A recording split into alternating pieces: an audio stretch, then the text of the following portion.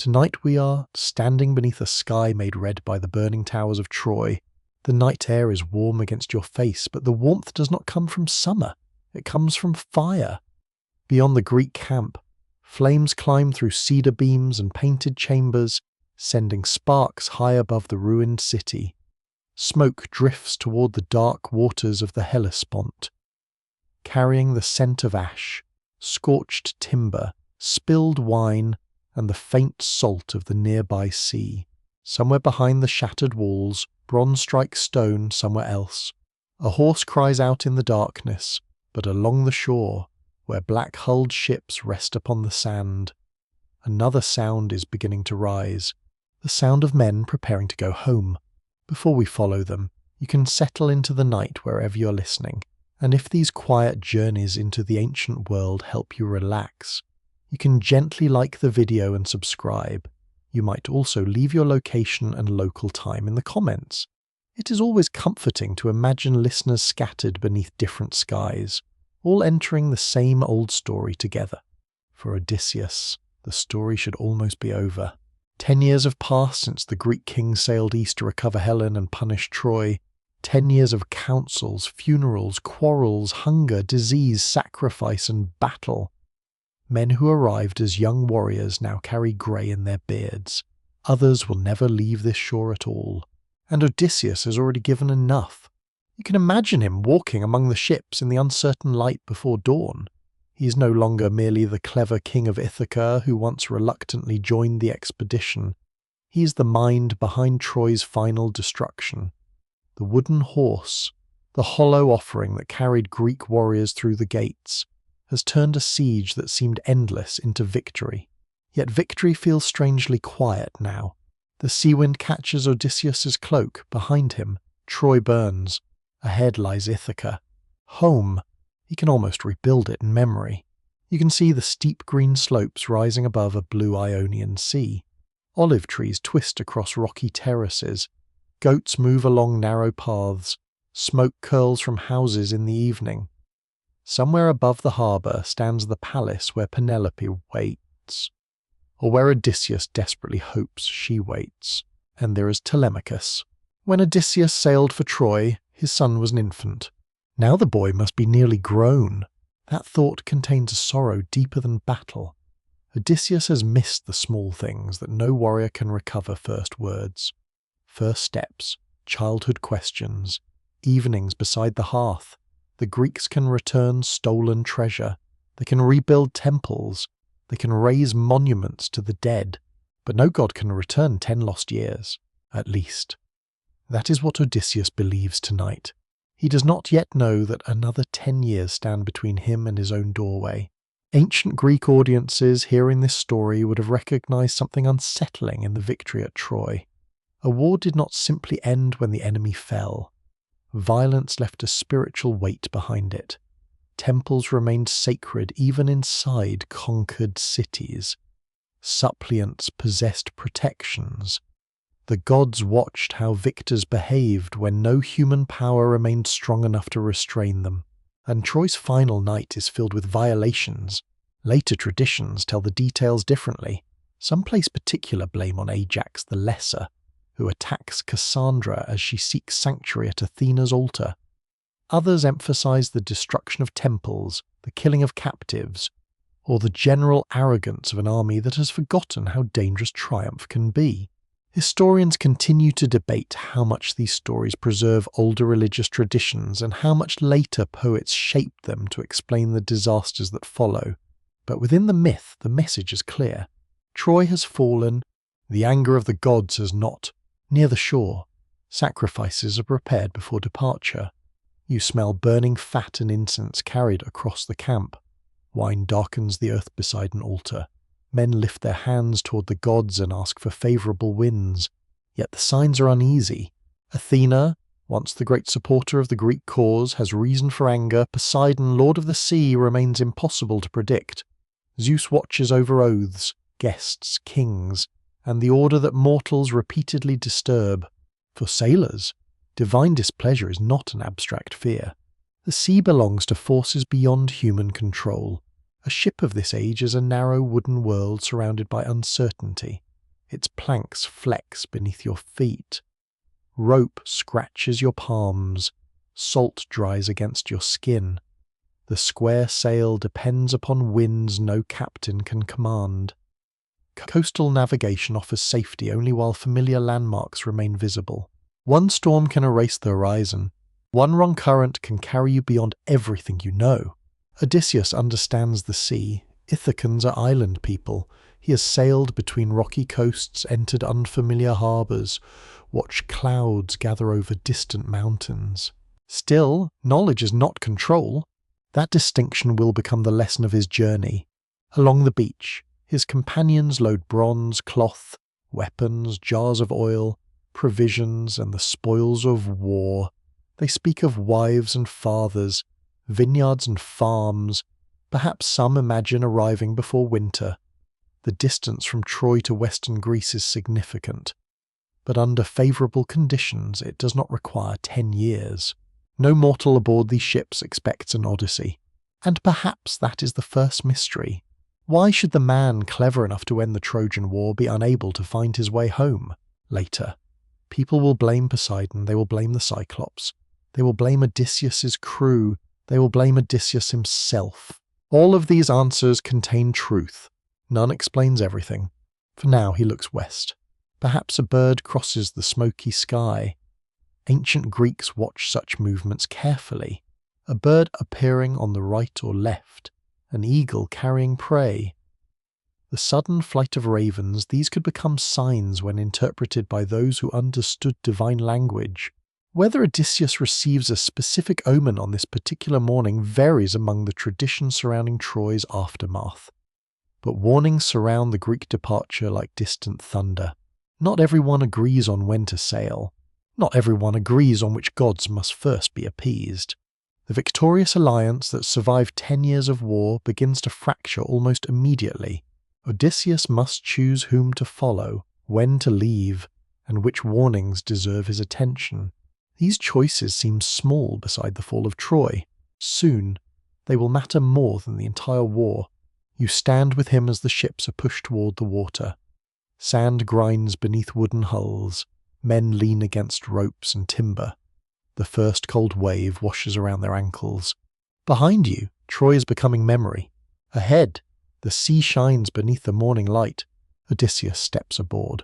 He believes he is sailing home. And somewhere beyond the horizon, unseen beneath the deep water, the gods are already listening. The coast of Troy slowly disappears behind you. At first, the ruined city remains visible through the morning haze, a dark shape beneath a pale sky. Smoke still rises from the hills where towers once stood. Broken walls catch the sunlight. Farther inland, Mount Ida rests beneath thin clouds, silent and indifferent to everything that has happened below. Then the ships turn. The coastline fades, and Troy becomes something you can no longer see. For Odysseus, this should be the moment when the burden begins to lift. The war is behind him. His ships are intact. His companions are alive. Somewhere westward waits Ithaca, Penelope, Telemachus, and the familiar smell of olive wood burning in the palace hearth. But the Greeks are carrying more than treasure away from Troy. They are carrying consequences. In the ancient Greek imagination, victory never gave a mortal unlimited freedom. There were boundaries even in war, especially around temples, altars, sacred objects, and people who placed themselves beneath divine protection. A defeated enemy might be powerless before soldiers, but an altar still belonged to a god. And on Troy's final night, those boundaries had been crossed. One story would remain especially disturbing. Cassandra, daughter of King Priam, had been given the power of prophecy by Apollo, though a curse ensured that her true predictions would rarely be believed. As Troy collapsed around her, tradition says she fled to the sanctuary of Athena and clung to the goddess's image. There, Ajax the Lesser dragged her away. Ancient writers tell the episode differently, and surviving artistic traditions preserve variations in the scene. Yet the essential meaning remained powerful. Violence had entered sacred space. Athena had helped the Greeks. Now Athena was angry. You can imagine the unease spreading among the returning kings as sails fill above them. Men who once begged the goddess for victory must now wonder whether she will punish them for what victory allowed them to become. Odysseus is not Ajax. He did not commit the offence. But divine anger in Greek mythology rarely follows the clean boundaries that modern listeners might expect. A ship sails with a crew. A king leads men. An army shares victories and sometimes suffers consequences born from another man's actions. The sea remembers all of them together. There had already been warnings before departure. Agamemnon and Menelaus, brothers whose family tragedy helped bring the Greeks to Troy, quarrelled over the proper moment to sail. One tradition preserved in the Odyssey describes a division among the returning army.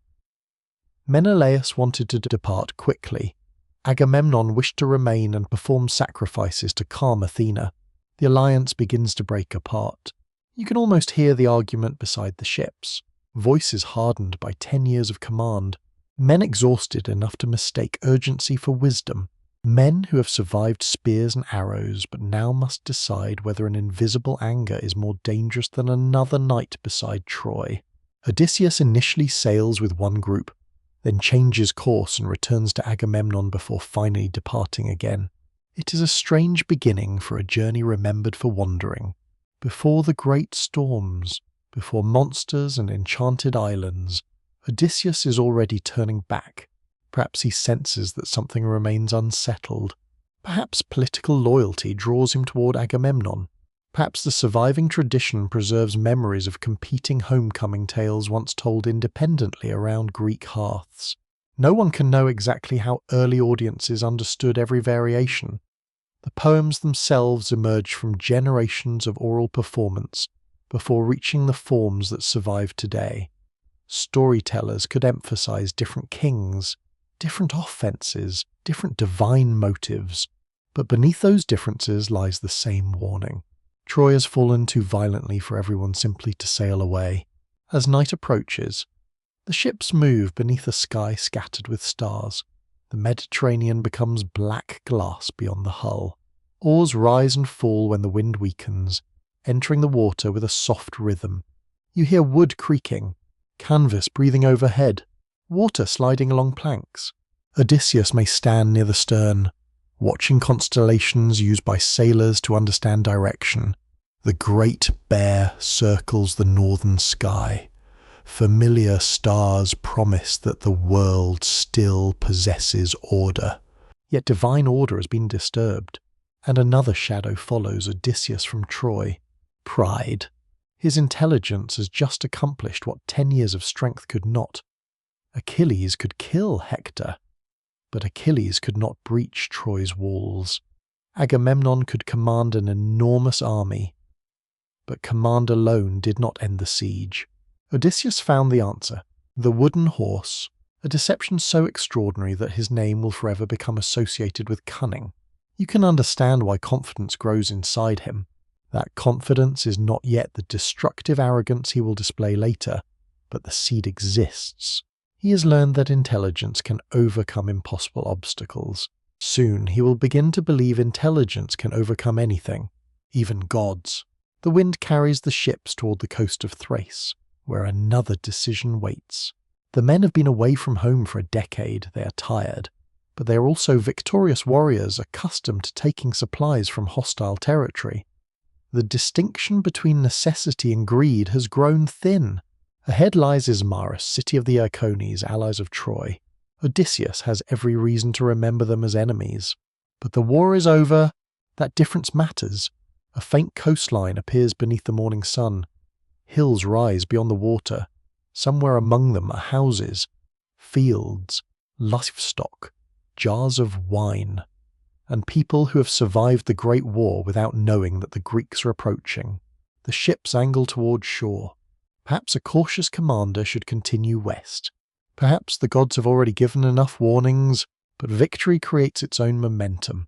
The men land, bronze weapons are lifted from the ships, and the first decision Odysseus makes after Troy will reveal something troubling about the 10 years ahead. The greatest obstacle between him and Ithaca will not always be Poseidon. Sometimes it will be the inability to leave when leaving is still possible. Behind you, Troy is gone beyond the horizon. Ahead, Ismarus waits in the morning light, and somewhere in the quiet distance, another warning is about to be ignored. Morning spreads slowly across the coast of Thrace. You stand aboard Odysseus's ship as Ismarus comes into clearer view, its land rising gently beyond the water, after the blackened ruins of Troy. This place seems almost untouched. Fields stretch beyond the shore. Smoke rises peacefully from distant homes somewhere inland.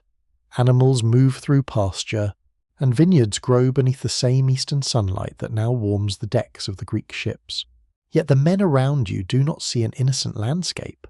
They see the country of the Cicones. During the Trojan War, the Cicones had supported Troy.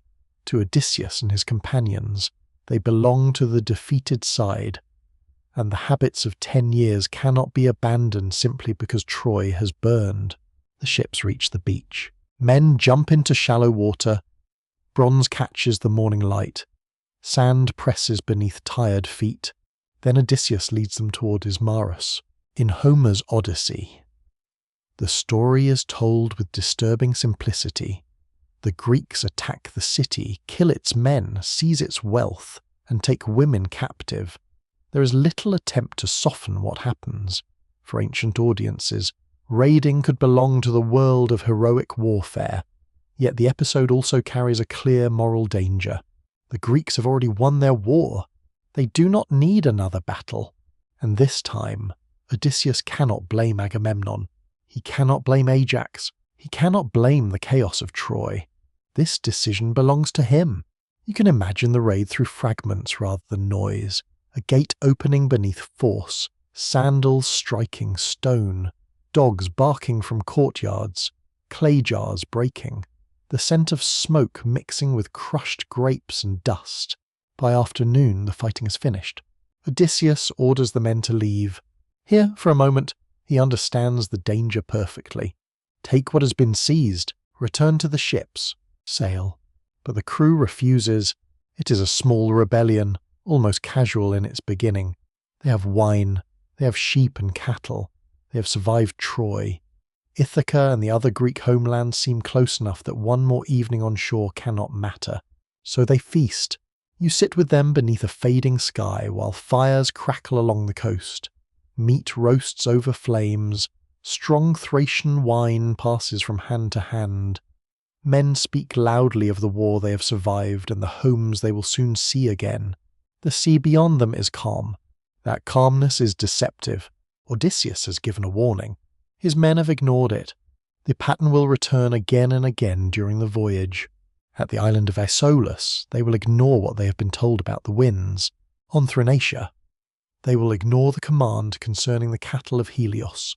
Even Odysseus himself will later ignore the wisdom of silence when he calls his true name across the water to Polyphemus.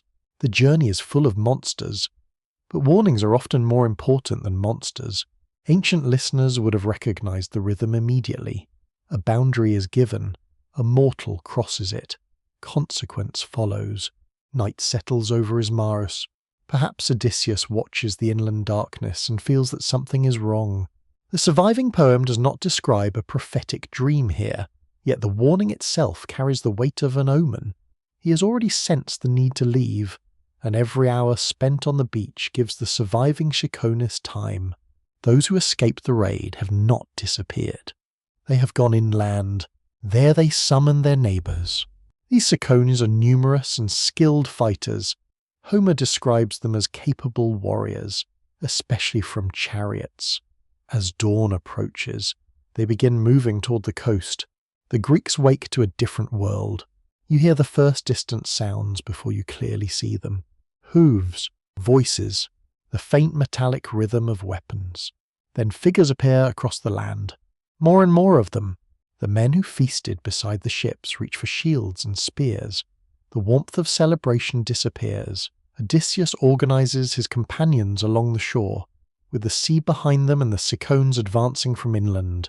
For hours, the battle remains balanced. Spears cross beneath the morning sun. Dust rises from the ground. Sweat runs beneath bronze helmets. The Greeks are veterans of Troy, and experience holds the line. But numbers slowly begin to decide what courage cannot. As the sun moves westward, the Cicons press harder. Menful. Odysseus realizes that staying longer will destroy them. Now the retreat begins. The Greeks run toward their ships, carrying the wounded when they can and abandoning what they cannot. Oars are pushed into place. Hulls scrape across sand and enter the water. But the price has already been paid. 6 men from each of Odysseus's ships are dead. The number matters. These are not anonymous losses to Odysseus. They are men who crossed the Aegean with him 10 years earlier. Men who stood outside Troy through winter rain and summer dust. Men who believed surviving the war meant they would see home. They die after victory, not beneath Troy's walls, not fighting Hector, on a beach where they never needed to remain. As the ships move offshore, grief replaces celebration. According to the Odyssey, Odysseus does not simply sail away. He calls 3 times for each dead companion before leaving the coast. You can hear those names carried over the water. The ritual gives absence a voice. For Greeks listening centuries later, proper treatment of the dead mattered deeply. Burial, remembrance, and ritual were obligations linking the living to those who had crossed into Hades. These men cannot all be carried home, but they will not vanish without acknowledgement, Odysseus calls. The shore grows distant. No answer comes. Perhaps this is the first moment when the meaning of a home begins to change for him. Until now, home has been a destination. After Ismarus, it becomes something that can be lost. And there is another question quietly following the ships. Why did Odysseus raid the Cicons at all? Some researchers interpret the episode as reflecting the raiding culture preserved within early Greek heroic tradition. Others see it as the first moral failure of the return, a deliberate contrast between Odysseus's intelligence and his imperfect judgment. Another interpretation suggests something even more subtle. Troy has trained these men for war so thoroughly that they no longer know how to stop being warriors. Perhaps 10 years will be needed because returning home requires more than sailing west. Odysseus must become someone capable of living beyond Troy. The sea wind strengthens. Clouds gather. The men look toward the horizon, hoping for familiar waters. Instead, somewhere beyond Cape Malea, a storm is waiting. And the road to Ithaca is about to disappear. The dead of Ismarus remain behind you, but their absence travels with the ships, for a while. The voyage west seems almost ordinary. The coast rises and falls along the horizon. Seabirds circle above the masts. When the wind weakens, oars enter the water in long, measured strokes, and when it strengthens. The square sails tighten beneath the bright Mediterranean sky. The men speak less loudly now. 6 empty places aboard each ship have changed the mood of the fleet. Odysseus has learned one lesson. A warning ignored can become a grave. Yet Ithaca is still ahead, and nothing about the distance itself should require years. If the gods remain quiet, the voyage might still end soon. Then Cape Malea draws near, at the southeastern edge of the Peloponnese. Malea reaches into the sea like a stone boundary between worlds. Even in later historical periods, sailors knew these waters could be difficult.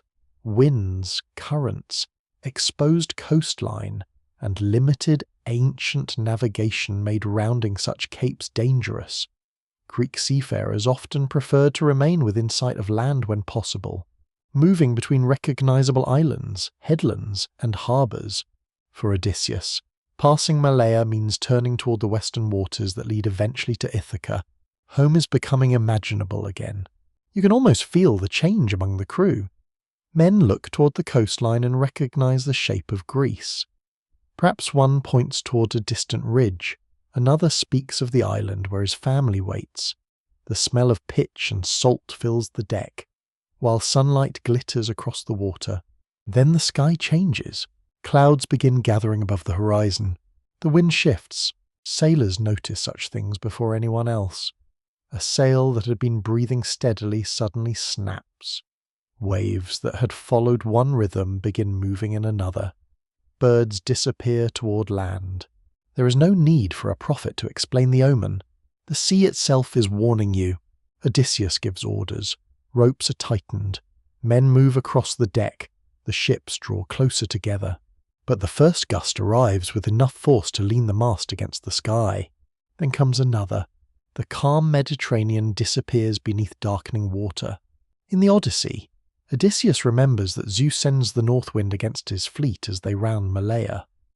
Whether ancient audiences imagine this as punishment for Ismarus, part of the broader divine anger following Troy, or simply another movement of fate is never explained with perfect certainty. That uncertainty matters. Odysseus does not receive a written judgment from Olympus. He receives weather. Rain begins striking the deck, the temperature falls, water runs across bare wood beneath your feet. Men pull at wet ropes while the sail struggles overhead. Thunder rolls somewhere beyond the coast. The ships are driven away from their intended course. Malea slips from view. So does Cythera. And with those landmarks disappears the familiar road home. For 9 days, the winds carry the fleet across the sea. 9 days. Not 10 years. Not yet. But this is the first great geographical rupture in the voyage. Before Malea, Odysseus is a Greek king travelling through waters that belong to the recognisable Mediterranean world of warfare. Trade, piracy, islands, sanctuaries, and coastal settlements. After the storm, the Odyssey begins to feel different. The boundaries become uncertain. You're moving toward places where ordinary geography blends with myth. Ancient and modern readers have long tried to locate these lands on maps. Someplace later, adventures around Sicily, North Africa, southern Italy, Malta, or other Mediterranean regions. Others argue that Homer's geography is intentionally fluid, combining memories of real navigation with landscapes shaped by oral storytelling. Historians continue to debate how much Bronze Age or early Iron Age seafaring knowledge survives beneath the poem, but for you aboard the ship, there is no map, only water. Day follows day. The sun rises over waves and sets behind waves. Salt dries white against clothing. Drinking water must be guarded. Bread hardens. Men sleep beneath cloaks while damp timber creaks around them. At night, stars emerge whenever the clouds break. Odysseus watches them. The stars are ancient navigation, but even they cannot undo what the storm has done. Winds determine how far a vessel can move toward the direction its crew desires.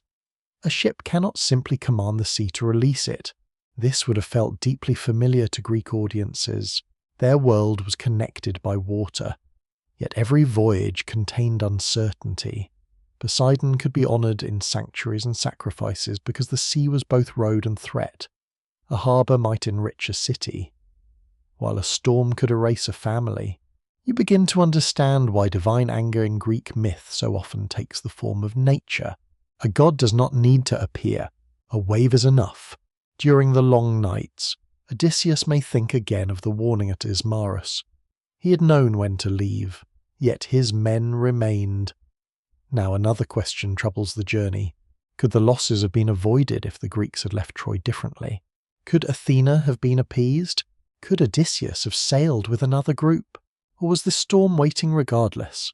No one aboard can know what destiny intends. That is the cruelty of omens. They become clear only after the event they seem to predict. On the 10th day, the violence begins to weaken.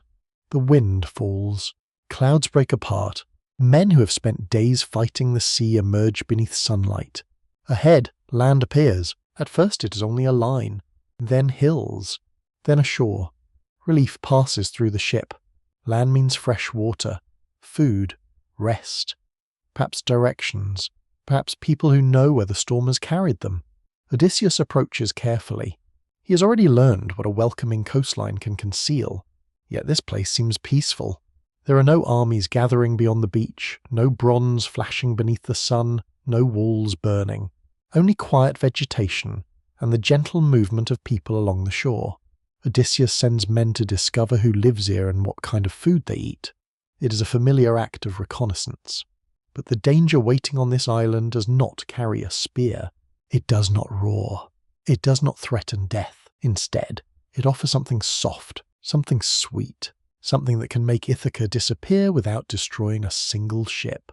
The men will soon taste the lotus, And Odysseus will discover that after 10 years of war, forgetting home can be almost as dangerous as never reaching it. The storm has passed, but the world does not feel familiar anymore. You stand beside Odysseus as his ships drift toward an unknown shore beneath a washed, quiet sky after 9 days of violent wind. Even stillness feels strange. The sea moves gently against the hull. Wet ropes hang from the mast. Salt has dried into pale lines across cloaks and skin. Men who fought the storm without rest now stare toward land with the exhausted attention of people who no longer trust what appears peaceful. Somewhere behind you, far beyond the horizon, lies Cape Malea. Beyond that lies Greece. Beyond that, Ithaca. But the men cannot see any of it. Ahead, the coast looks almost inviting. Vegetation grows thick near the shore. The air carries unfamiliar scents. Warm earth mixed with plants and the sweetness of something flowering farther inland. There are no walls like Troy's, no army like the Ciconi's, no bronze weapons flashing in the sunlight. Odysseus does not immediately lead everyone ashore. He has learned caution. 3 men are sent inland, 2 companions and a herald. Their task is simple. Discover who lives here. Find out what kind of people they are. Learn what they eat. Then return. You watch the 3 figures disappear into the landscape while the others remain near the ships. Perhaps someone repairs a damaged rope. Another checks jars of drinking water. Someone else lies beneath the shadow of a hull and closes his eyes. The waiting begins. No one knows that the danger has already found the scouts. The inhabitants of this land are remembered simply as the Lotus Eaters. They do not attack. They do not imprison. They offer food. That detail makes the episode one of the quietest and strangest dangers in the Odyssey. The lotus itself has inspired debate for centuries. Ancient and modern writers have attempted to identify it with real plants found around the Mediterranean and North Africa. Some have suggested varieties of jujube. Others have proposed water lilies or plants with intoxicating associations.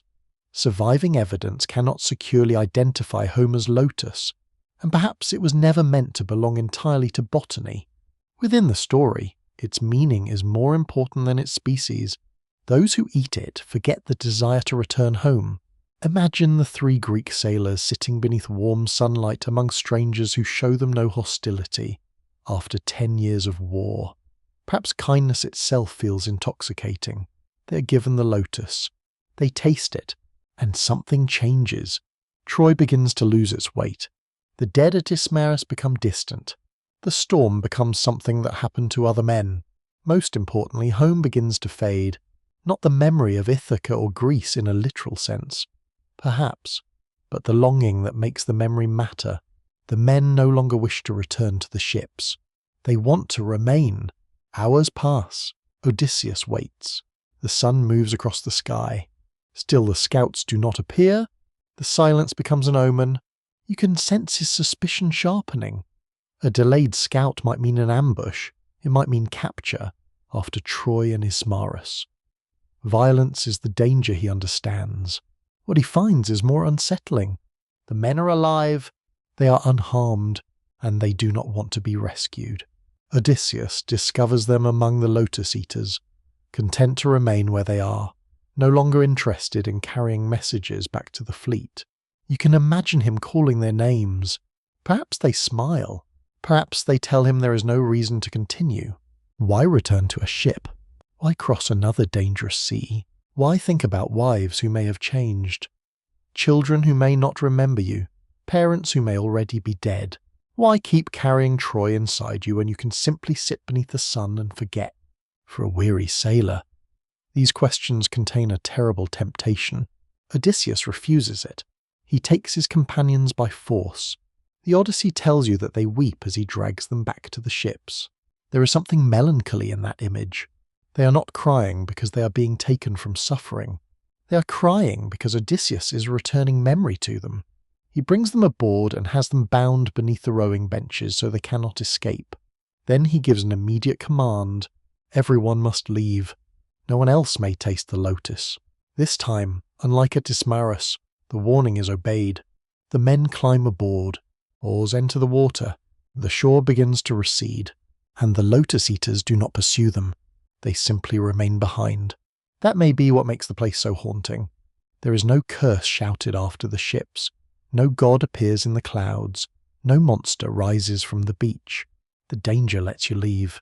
Ancient audiences listening to this episode might have heard something deeply connected to the Greek idea of nostos, the homecoming. Nostos was more than reaching a geographical destination. It was the restoration of identity after absence. Odysseus is king because Ithaca remembers him. He is husband because Penelope remains part of his life. He is father because Telemachus connects him to a future beyond himself. Remove the desire for home, and what remains? A warrior without a war, a king without a kingdom, a name without anyone waiting to speak it. The storm beyond Malea had taken Odysseus away from the physical road to Ithaca. The lotus threatens to erase the road inside him. As evening approaches, the strange coast fades behind you. The men sit quietly aboard the ships, perhaps glancing toward the companions who tasted the lotus. No one knows whether the longing returns immediately. No one knows what they remember of those peaceful hours. The ancient poem does not linger, but the warning survives. There will be other islands ahead, other places where Odysseus can rest, other voices telling him not to continue. Circe will keep him for a year. Calypso will keep him for 7. Again and again, the journey home will be threatened by the possibility of no longer wanting the journey. For now, Odysseus has resisted. He stands beneath the evening sky as the ships move onward through unfamiliar water. Stars emerge, the sea darkens, then another coastline appears. This one is rougher. Cliffs rise above the water. Smoke can be seen in the distance. Goats wander across an offshore island, and beyond it lies a land inhabited by beings unlike ordinary men. Odysseus does not yet know their customs.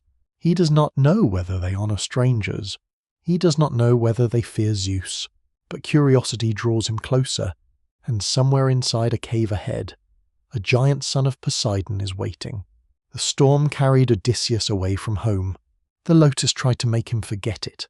But the next mistake will be different. Odysseus will remember Ithaca perfectly. He will simply value his own name too much to return quietly. The coastline ahead does not welcome you. It rises from the sea in dark cliffs and broken slopes. Touched by the last amber light of evening, waves breathe against stone. Goats move through the distance, their bells faint beneath the wind, and smoke curls somewhere inland beneath a sky slowly filling with stars. Odysseus studies the shore after the Lotus Eaters. He knows that peaceful appearances can deceive, yet caution exists beside another part of his nature, one that has carried him through Troy and will repeatedly carry him toward danger. Curiosity. He wants to know who lives here. The fleet first reaches a nearby island rich with wild goats. The men hunt, feast, and recover from the voyage across the water. However, fires can be seen on the mainland. Voices drift faintly through the night. Someone lives there. Odysseus chooses one ship and leaves the others behind. He takes 12 companions. The decision seems unnecessary. They have food. Their ships remain seaworthy. Ithaca lies somewhere beyond the western horizon. They could simply sail away. But Odysseus wants to meet the inhabitants. Perhaps they will offer gifts. Perhaps they will provide supplies. Perhaps they will prove civilized according to the customs Greeks believed separated ordered human society from wilderness. The question matters because hospitality is sacred. Xenia, the relationship between host and guest, is protected by Zeus himself. A stranger entering your home should receive food, shelter, and respect before being pressed for identity or purpose. In return, the guest must respect the host. The Odyssey repeatedly asks what happens when these obligations are honoured or violated. Odysseus is about to receive one answer. You climb with him from the shore through rough country until a cave appears beneath the hillside. Its entrance is enormous. Nearby stand pens filled with sheep and goats. Wooden racks hold cheeses.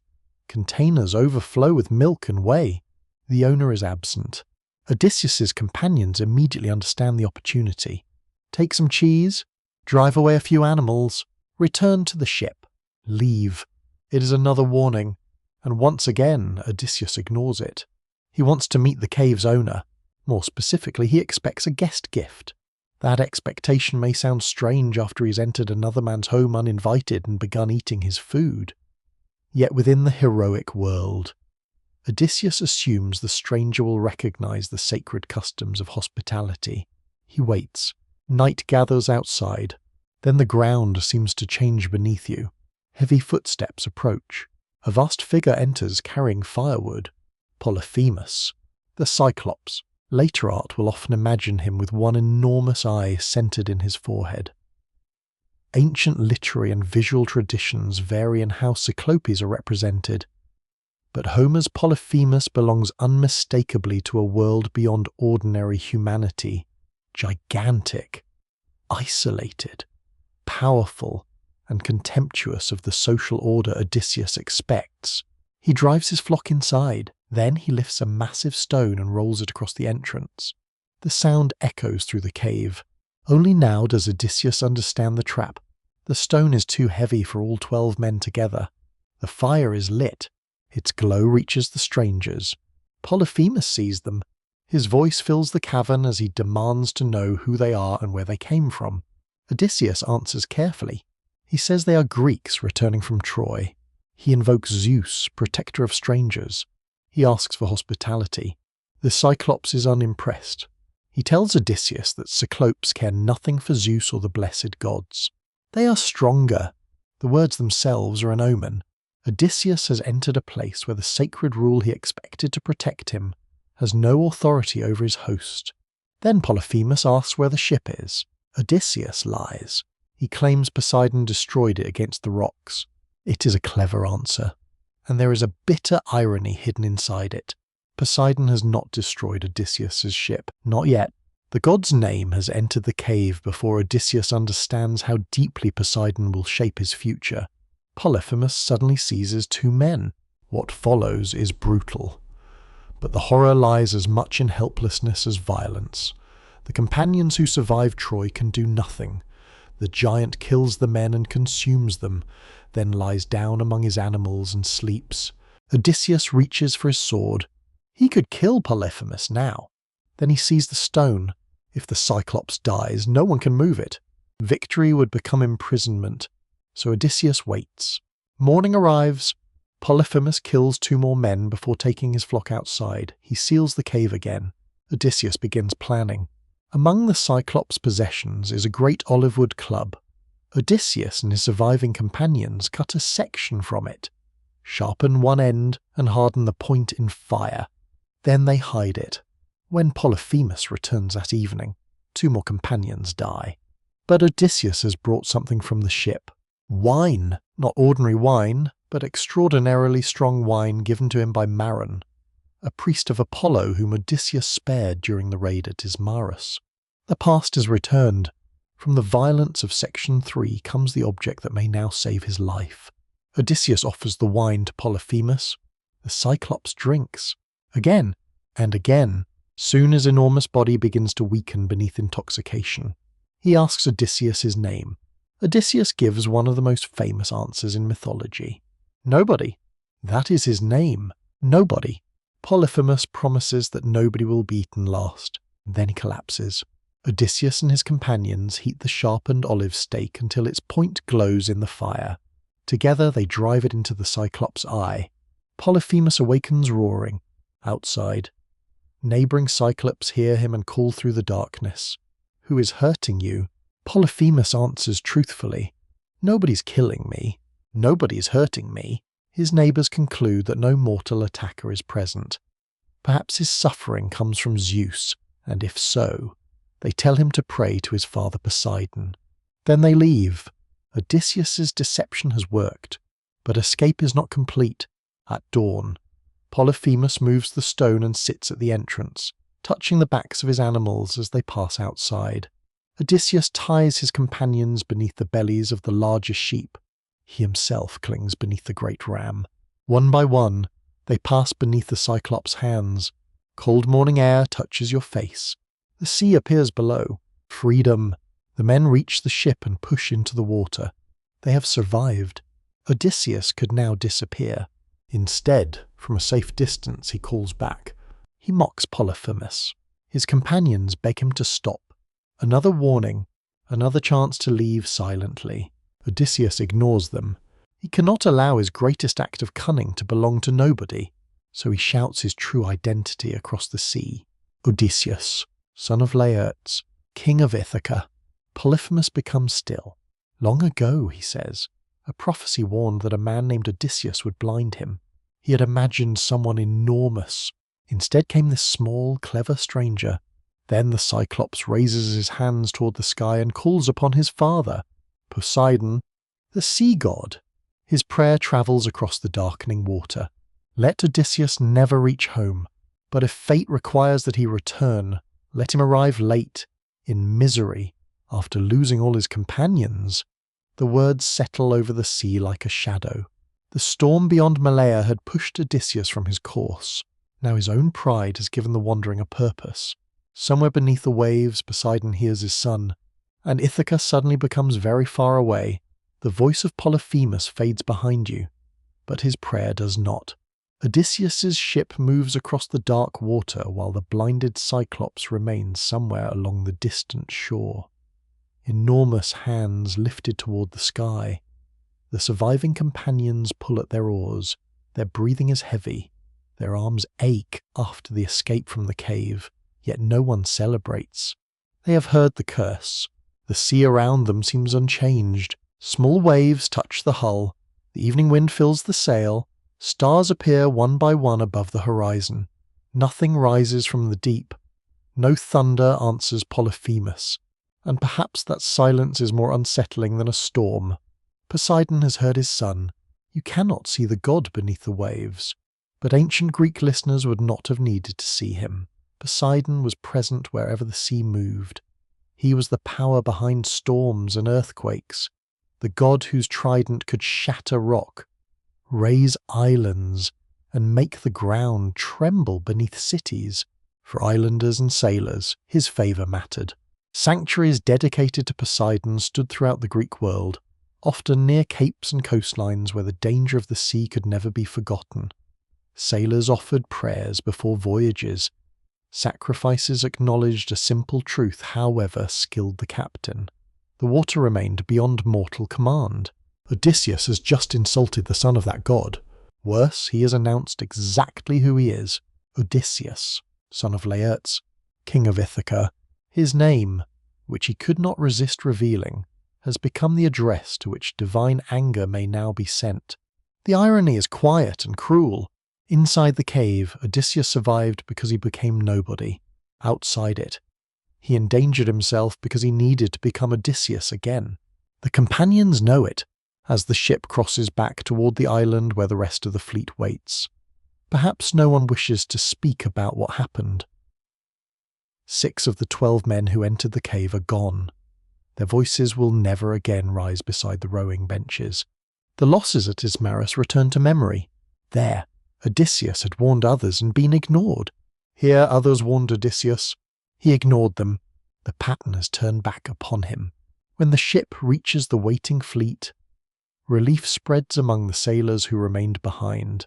They gather around the survivors. Questions come quickly. Where are the missing men? What happened across the water? What creature lived in that cave? The answers bring little comfort. Odysseus divides the animals taken from Polyphemus among the crews. The great ram that carried him from the cave becomes his own share. Then, as darkness settles, he sacrifices the ram to Zeus. Smoke rises toward the night sky. Fat crackles in the sacred fire. The scent of roasted meat drifts across the shore. Wine is poured. Odysseus seeks divine recognition after surviving something impossible. But the sign is troubling. Zeus does not accept the sacrifice favourably. In Odysseus's later telling, he believes Zeus is already planning the destruction of his ships and companions. It is another omen. And this time, the warning reaches beyond Poseidon. The Greeks have escaped the Cyclops, but the divine world around them seems to be closing. You sit beside the dying fire as waves strike the beach in darkness. Perhaps Odysseus thinks about the prophecy Polyphemus mentioned. A seer named Telemus had once predicted that the Cyclops would lose his sight to Odysseus. Polyphemus had known the name before the man arrived. That creates an uncomfortable question. If the prophecy existed before Odysseus entered the cave, how free was his decision to enter it? Could he have sailed past? Could he have obeyed his companions? Or would another road have brought him there eventually? Greek myth rarely resolves the tension between fate and choice. Instead, it allows both to exist at once. Prophecies predict what will happen, yet human flaws often provide the mechanism. Odysseus was destined to blind Polyphemus, but no prophecy forced him to shout his name afterward. The next morning the fleet leaves. The sails rise beneath clear light. For several days, perhaps the curse seems powerless. The sea remains navigable. No monster follows, no giant rocks strike the ships. Yet the words of Polyphemus remain. If Odysseus is destined to see his home again, let him arrive late. Let him return after suffering. Let him lose his companions. Let him reach Ithaca aboard another man's vessel. For the listener who already knows the Odyssey, the prophecy is almost painful because every part of it will come true. But Odysseus does not know that yet. He has reason to hope. He still commands a fleet. He still has men who survived Troy, Ismarus, the storm, the Lotus Eaters, and the Cyclops. And ahead lies an island unlike any they have seen. It appears almost impossibly ordered against the horizon, surrounded by a wall of bronze in Homer's strange description, with smooth cliffs rising from the sea. This is Aeolia, home of Aeolus, keeper of the winds. Here, Odysseus will find something he has rarely encountered since Troy. A generous host. Aeolus will welcome him. He will listen to the story of the war. He will offer food and shelter. And when Odysseus finally asks to leave, Aeolus will give him a gift capable of defeating distance itself. Every dangerous wind will be bound inside a bag. Only one favourable breeze will remain free. For 9 days, Odysseus will sail toward Ithaca. 9 nights beneath the stars. No monsters. No storms. No wandering. Then, on the 10th day, the fires of home will appear. Odysseus will be close enough to see them. Close enough, perhaps, to smell the smoke carried from his own island. After everything, the curse of Polyphemus will seem to have failed, but the most dangerous force aboard the ship will not be Poseidon. It will be suspicion. As Aeolia rises before you in the morning mist, Odysseus looks toward it without knowing that he is approaching one of the cruelest moments of his entire voyage. The gods will allow him to come within sight of home. His own exhausted companions will carry him away from it, and years later, when he remembers this journey, there may be no distance more painful than those final few miles he almost crossed.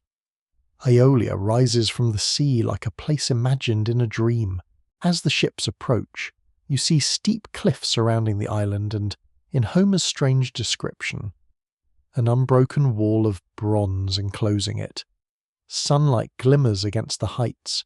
Seabirds wheel above the water, and the wind that has carried Odysseus through so many dangers now seems almost gentle. For the first time since leaving Troy, you're approaching a place where the stranger is welcomed. The ruler of Aeolia is Aeolus, keeper of the winds. Greek traditions surrounding Aeolus are complicated.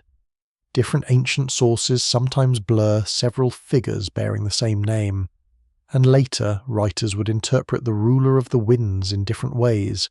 In the Odyssey, however, he inhabits a mysterious household where the ordinary world and the divine seem to overlap. He lives with 6 sons and 6 daughters. They feast together within the palace. The scent of roasted meat and warm bread fills the halls. Wine is poured into cups. Firelight moves across polished walls while the winds outside circle the island. Odysseus is welcomed as a guest, and for an entire month Aeolus listens. You can imagine those evenings. Odysseus sits beside the fire telling the story of Troy. He speaks of Achilles, Hector, Agamemnon, the wooden horse, the burning city. Perhaps he speaks of Ismarus and the Lotus Eaters. Perhaps he hesitates before describing the cave where 6 companions disappeared into the hands of Polyphemus. Aeolus listens because stories are part of hospitality. For ancient Greeks, a traveller brought more than his body into another household. He brought news from distant lands. In a world without modern communication, travelers carried memory between communities.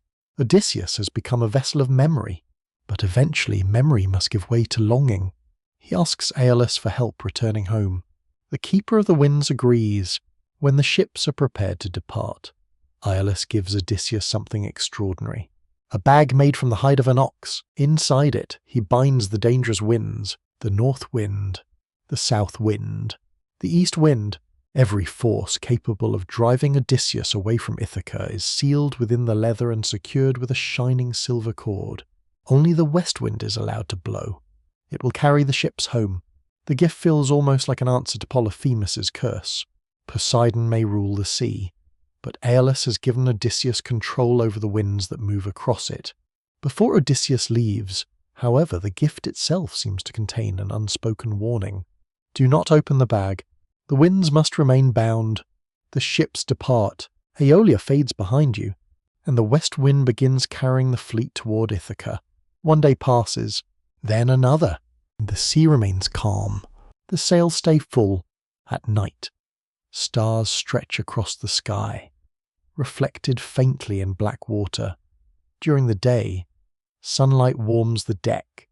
The familiar rhythm of ropes, oars, and waves begins to replace the terror of wandering. Odysseus refuses to surrender control of the ship. He remains near the steering oar. He watches the sail. He watches the horizon. He guards the bag. For 9 days and 9 nights he scarcely sleeps. Perhaps Polyphemus' prayer remains somewhere inside him. Perhaps the storm at Malea taught him that a single change in wind can erase the road home. So he stays awake. Then comes the 10th day. Land appears. Not an unknown island. Not another mysterious coast. Ithaca. Home. You can imagine Odysseus standing beneath the morning light as the shape of his island emerges from the haze. Mountains. Rocky slopes. Familiar coastline. After 10 years at Troy and the first terrible stages of the return, the sight must seem almost impossible. By evening, they are close enough to see fires burning on the island. Perhaps shepherds are preparing food. Perhaps families sit around hearths. Perhaps one of those lights belongs to a household Odysseus remembers. Penelope may be somewhere beyond the darkness. Telemachus may be sleeping beneath the same sky. The distance remaining is almost nothing. And only now does Odysseus allow himself to sleep. His hands release their work. His exhausted body lies down. The man who has remained awake for 9 days closes his eyes within sight of Ithaca. Around him, his companions look at the leather bag. They have watched Odysseus guard it constantly. Aeolus gave it only to him. What could be inside? Gold, silver, treasure from Troy, perhaps precious gifts from Aeolus that their king intends to keep for himself. Suspicion begins quietly. The crew has suffered beside Odysseus for 10 years. They have fought the same battles, lost the same friends, endured the same storms. Yet Odysseus repeatedly receives honours they do not. One man whispers. Another agrees. The bag rests nearby. Odysseus sleeps, and Ithaca glows on the horizon.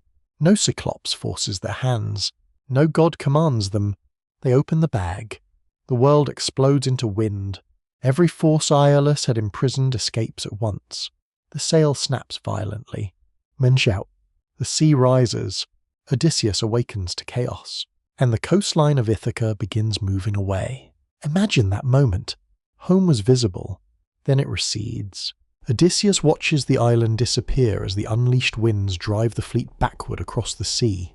For a moment, despair overwhelms him. In the Odyssey, he considers whether he should throw himself into the water and die or endure what has happened in silence. He chooses endurance. That choice may be one of the quietest foundations of his character. Odysseus makes mistakes. He boasts. He lies. He misjudges. He sometimes fails those who trust him. But again and again, when despair offers an ending, he continues. The winds drive the ships all the way back to Aeolia. 6 days of sailing are undone. The men come ashore. Odysseus returns to the palace carrying a herald and 1 companion. Aeolus stares at him. Why has he returned? Odysseus explains. His men open the bag. The winds escaped. He asks for help again. This time Aeolus refuses. The hospitality of the first visit disappears. To him, Odysseus's return is a divine sign. No mortal could receive such favourable winds, come within sight of home, and still be driven back unless the gods themselves opposed him. Aeolus tells Odysseus to leave. He will not assist a man hated by the blessed gods. The judgment is devastating. Until now. Odysseus might still have imagined Polyphemus's prayer as anger spoken into empty air. Aeolus sees something else, a curse already taking shape. The ships depart without magical winds. The men row. Day after day, their hands pull against the sea. There is no favourable breeze guiding them now, only exhaustion, and a question hangs over the fleet. If even the keeper of the winds believes Odysseus is hated by the gods, what harbour will welcome him next? Ahead, after 6 days of painful rowing, a narrow entrance appears between towering cliffs. Beyond it lies a quiet harbour. The water inside is perfectly still.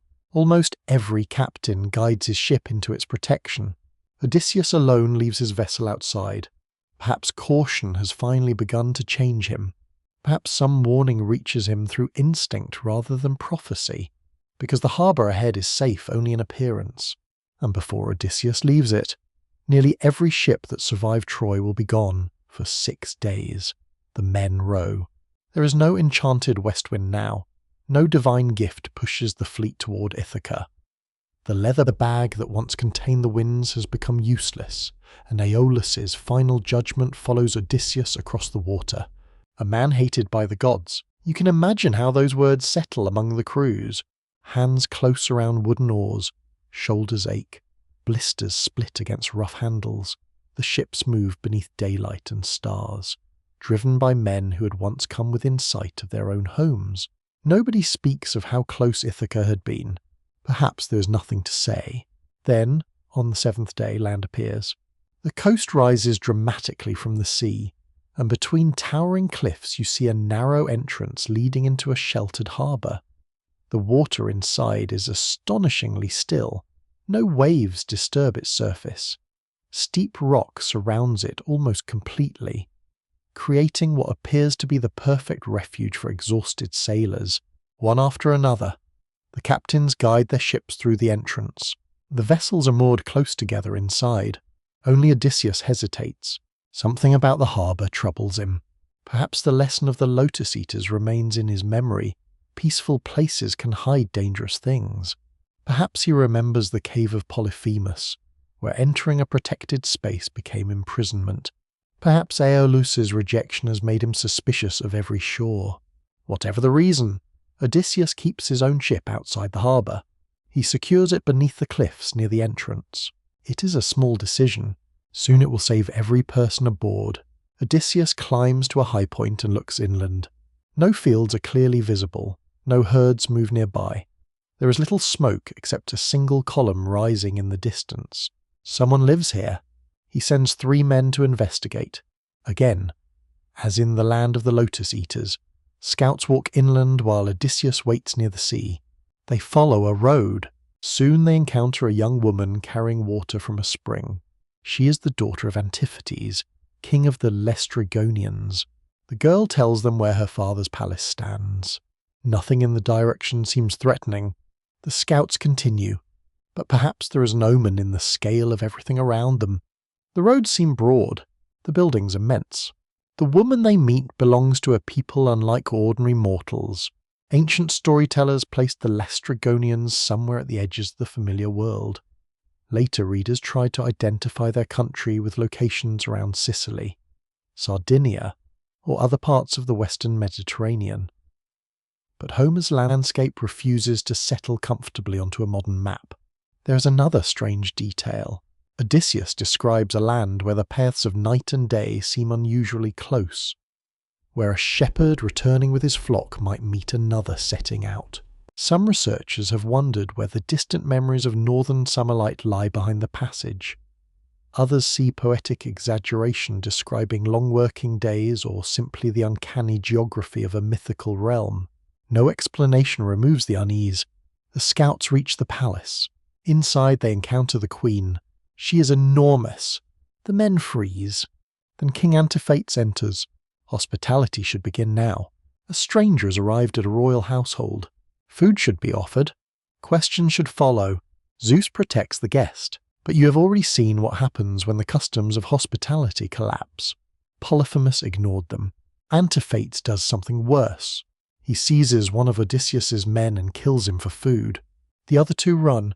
They race from the palace toward the harbour. Behind them, alarm spreads through the city. The Laestrygonians emerge. Giants, hundreds of them. The scouts reach the ships with a warning. But for most of the fleet, warning comes too late. The harbour that looked so safe has become a trap. The ships are clustered together inside its narrow walls. There's only one exit, and the cliffs above are filling with enemies. Then the rocks begin to fall. Not pebbles, boulders. The Laestrygonians lift stones that ordinary men could scarcely move and hurl them down into the harbour. The first strikes a ship. Wood explodes. Men fall into the water. Another boulder crashes into a mast. Another smashes through a hull. Suddenly the quiet harbour is filled with shattered timber.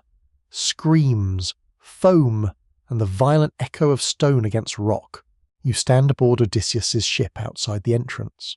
For one terrible moment, he can see everything. The fleet that crossed the Aegean to Troy, the ships that survived 10 years of war, the vessels that escaped Ismarus, that endured the storm beyond Malea, that survived the Lotus Eaters, that sailed away from Polyphemus, that came within sight of Ithaca. They are being destroyed in minutes. Men try to push away from the shore. There is nowhere to go. Laestrygonians spear sailors from the water and carry bodies away. The prophecy of Polyphemus returns. Let him lose all his companions. Not yet, but the curse is moving closer. Odysseus acts. His ship is tied to the rocks outside the harbour. He draws his sword and cuts the mooring rope. No careful untying. No attempt to rescue the other ships. There is no time. He shouts for his men to row. The oars strike the water. The ship moves. Behind them, the harbour becomes a graveyard. This decision saves Odysseus's vessel. But it leaves a difficult question. Could he have done anything for the others? Probably not. Yet survival sometimes demands choices that feel cruel even when they are necessary. Odysseus has spent much of the journey learning that hesitation can kill. At Ismarus, the fleet stayed too long. In Polyphemus's cave, Odysseus stayed to meet the owner. Near Ithaca, he slept only when exhaustion finally overcame him. Here, he does not stay. He cuts the rope. He leaves. The last ship escapes into open water. No one celebrates. There were 12 ships when Odysseus left Troy. Now there is one. You can feel the emptiness around it. The sea that once carried a fleet now carries a single dark hull beneath an enormous sky. The survivors sit in silence. Every man aboard knows someone who vanished inside that harbour. Friends, brothers, war companions, perhaps men from neighbouring villages on Ithaca. Odysseus stands among them as king. But what does kingship mean when the people you lead keep dying? Ancient heroic poetry praises survival and cunning. Yet the Odyssey repeatedly forces Odysseus to carry the memory of those who do not survive beside him. His cleverness saves him. It does not save everyone. And perhaps this is another reason the voyage must take so long. The king returning to Ithaca cannot remain the same man who left Troy believing that intelligence could control every danger. Loss is changing him. Slowly, painfully. The ship continues beneath evening light. Then an island appears ahead. Forested slopes rise from the sea. Smoke curls through the trees. Somewhere within those woods stands a stone house surrounded by wolves and lions that behave unlike wild animals. Inside, a woman sings while working at her loom. She is a goddess, a sorceress, a daughter of Helios. Her name is Circe. After the Laestrygonians, Odysseus has only one ship left. On Circe's island, he will nearly lose the men aboard it without a single spear being thrown. And before he can continue home, he will receive a command more unsettling than any storm, to find his way back to Ithaca. Odysseus must first travel to the land from which no living traveller normally returns. He must seek the dead. The last ship sails beneath a quiet sky. Behind you lies the harbour of the Laestrygonians, where almost the entire fleet has vanished. Ahead there is only open water, and for the first time since Troy, Odysseus commands not a returning armada, but a single vessel filled with grieving men. The emptiness around them is enormous. Once, 12 ships moved together across the sea. At night their fires might have appeared like scattered stars upon the water. Sailors could call between decks. Captains could watch neighbouring sails rise against the morning. Now there is one mast against the horizon, one sail, one small wooden hull carrying everyone who remains, for 2 days and nights. The survivors do little more than rest after reaching another island. They lie beside the shore, exhausted by rowing and grief. Waves move gently across the sand. Wind passes through trees farther inland. Nobody knows where they are. On the 3rd morning, Odysseus takes his spear and sword and climbs alone. From a high place, he sees smoke rising through a thick forest. That single column changes everything. Where there is smoke, there may be people. Where there are people, there may be food, directions, or danger. As Odysseus returns toward the shore, he encounters an enormous stag. He kills it and carries it back to the men, binding its legs together and supporting its weight across his shoulders. That evening they feast. The smell of roasting meat moves through the camp. Fire warms faces that have spent too long beneath cold spray. Wine remains from earlier supplies. For one night, hunger is quiet, but the smoke inland remains. It is both invitation and omen. Morning comes. Odysseus divides the surviving men into 2 groups. He commands one, Eurylochus commands the other. Lots are shaken inside a bronze helmet. Eurylochus's group is chosen. 22 men follow him into the forest. You move with them beneath tall trees where sunlight reaches the earth in narrow shafts. Leaves shift overhead. Birds call from unseen branches. The smell of salt slowly disappears, replaced by damp soil, bark, and wild herbs. Then they see animals. Wolves. Lions. The men reach for weapons. But the animals do not attack. Instead, they approach almost gently, moving around the strangers like domesticated dogs. Something is wrong. These are not ordinary beasts. Ahead stands a house built of polished stone. From within comes the sound of singing. A woman works at a loom, weaving while her voice moves through the forest. Circe, daughter of Helios, the sun god, and the Oceanid Perse. Ancient tradition remembers her as both goddess and enchantress, a figure who exists between danger and hospitality, wilderness and civilization. Her home contains the signs of an ordered household loom, food, wine, servants, yet everything surrounding it suggests transformation. The men call out. Circe opens the door. She invites them inside. Eurylochus remains outside. Perhaps fear holds him back. Perhaps the tame wolves and lions have given him a warning the others ignore. Once again, one man's suspicion will preserve the possibility of rescue. Inside, Circe offers the travellers a meal. Cheese, barley, honey, wine. She mixes something else into it. A drug. The men drink. Then Circe touches them with her wand. Their bodies change. They become swine. Yet their minds remain human. This detail makes the transformation especially haunting. They understand what has happened, they remember themselves, but their voices, hands, and faces are gone. Circe drives them into pens and gives them acorns to eat. Eurylochus waits. No one returns. At last he runs. You can imagine branches striking his cloak as he moves through the forest toward the shore. When he reaches Odysseus, terror has replaced caution. He tells him everything. The stone house. The woman. The vanished companions. Eurylochus begs Odysseus not to go. It is another warning, and Odysseus ignores it. But this time, something changes. He does not ignore the warning because of pride. He goes because his men are trapped. The king who entered Polyphemus's cave from curiosity now walks towards Circe because leadership requires him to return for those who followed him. He enters the forest alone. Before reaching the house, a young man appears. He carries a golden wand. Odysseus does not immediately recognize him.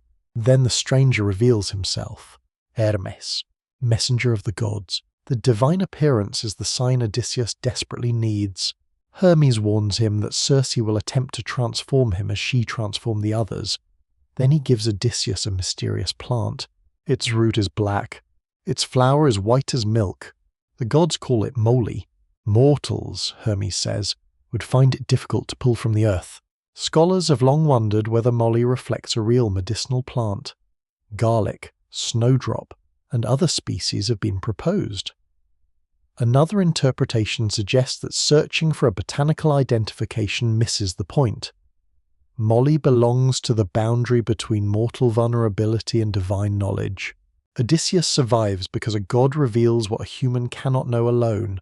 Hermes gives further instructions. Accept Circe's drink. When she strikes with her wand and the magic fails, draw your sword. Make her swear a binding oath that she will not harm you. Then enter her household on safer terms. Odysseus continues through the trees. Circe welcomes him. Food is prepared. Wine is mixed. He drinks. She touches him with the wand and commands him to join the others. Nothing happens. For the first time, Circe is afraid. Odysseus draws his sword. She recognizes that this is no ordinary traveler. Ancient prophecy, she says, warned her that Odysseus would one day come to her island after escaping Troy. Another prediction has found him. Again, destiny seems to have arrived before Odysseus knew where he was going. Circe swears the oath. The danger changes. Servants bathe Odysseus. Warm water washes salt and exhaustion from his skin. Oil is rubbed across his body. Clean clothing replaces travel-stained garments. Food is placed before him. But Odysseus does not eat. His companions remain animals. Circe understands. She goes to the pens and restores them. The men become human again, younger looking and more beautiful than before. They weep when they see Odysseus. He weeps with them for a brief moment, after so much loss. The journey gives men back instead of taking them away. Even Eurylochus and those waiting by the ship eventually come to Circe's house. The ship is secured. Supplies are brought inland, and Circe tells them to stay. They remain for a year. A full year! The seasons turn around the island. Meals continue. Wine flows. Beds are warm. The forest no longer seems threatening. After Troy, storms, cannibals, and death. Comfort becomes its own kind of enchantment. No chain holds Odysseus. No stone blocks the door. He simply stays. Perhaps that is why the episode echoes the Lotus Eaters. Home can be lost through terror, but it can also be lost through comfort. Eventually, Odysseus's companions approach him. They remind him of Ithaca. Remember your own country, they say, if fate still allows you to return. The words awaken something.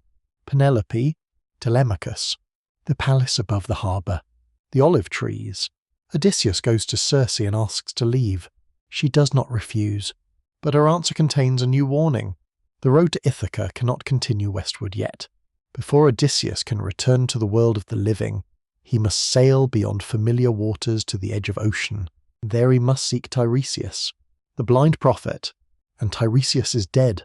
The room seems colder after Circe speaks. Odysseus has survived monsters and storms. Now the gods require something stranger.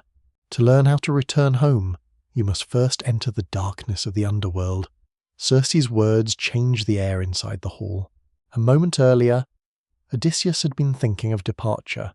The ship could be loaded. The sail could rise. The familiar rhythm of the sea could begin again. Instead, Circe has told him that the road home passes through death. You must seek Tiresias. The blind prophet waits in the house of Hades.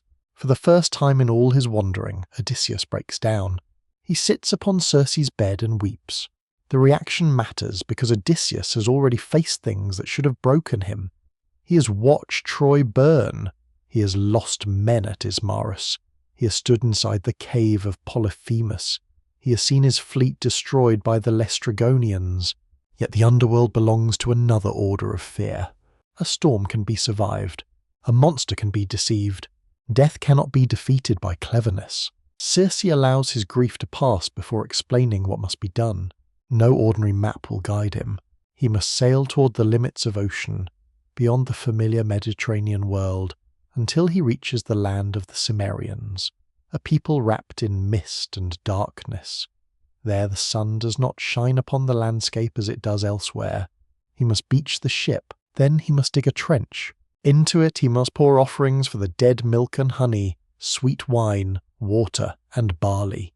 He must promise sacrifices to the shades when he returns home. Then he must kill a black ram and ewe so that their blood flows into the trench. The dead will come, but Odysseus must not allow them to drink. Not yet. He must hold them back with his sword until Tiresias appears. Only the prophet may drink first. Only then will Odysseus learn what waits ahead. It is a ritual as much as a journey. For ancient Greeks, the dead were not simply gone. They inhabited a world separated from the living but still reachable through memory. Burial, sacrifice, and exceptional acts of communication. Stories of necromancy reveal a universe in which boundaries could occasionally be crossed, though never casually. The boundary Odysseus is approaching is the greatest of all. Morning comes. The year on Aeaea is ending.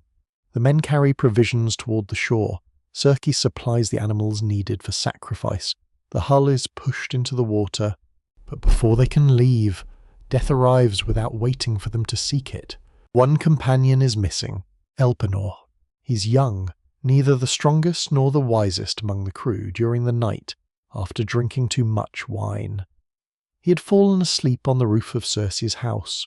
At dawn, confused by the voices below, he rose suddenly. He forgot where he was. He stepped from the roof. His neck broke. The others do not yet realize what has happened. The irony is almost too quiet to notice. Odysseus is preparing for an extraordinary voyage to meet the dead, while one of his own men has entered Hades through the simplest accident imaginable. No battle, no monster, no divine thunderbolt. A roof, a moment of confusion, a mortal body.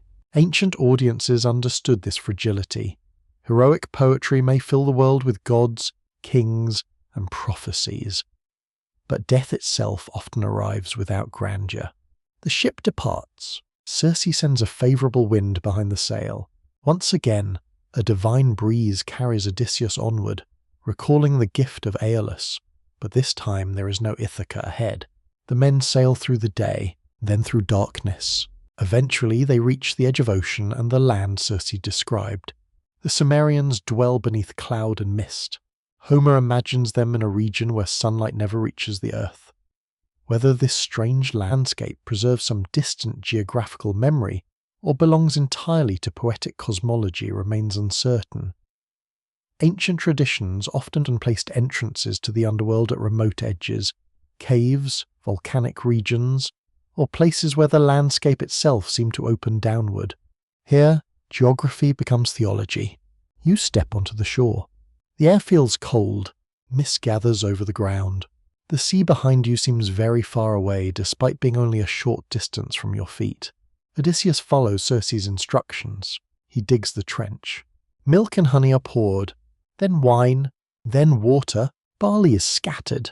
He promises that if he reaches Ithaca, he'll sacrifice the finest barren cow in his palace and burn treasures for the dead.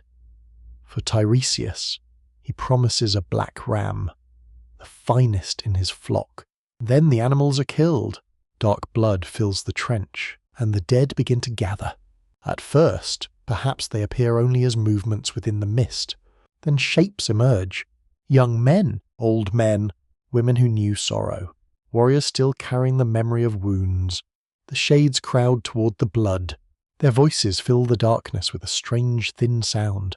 Odysseus draws his sword. He stands between them and the trench. Then he sees someone he knows. Elpenor, the young companion who should still be on Circe's island. Odysseus is stunned.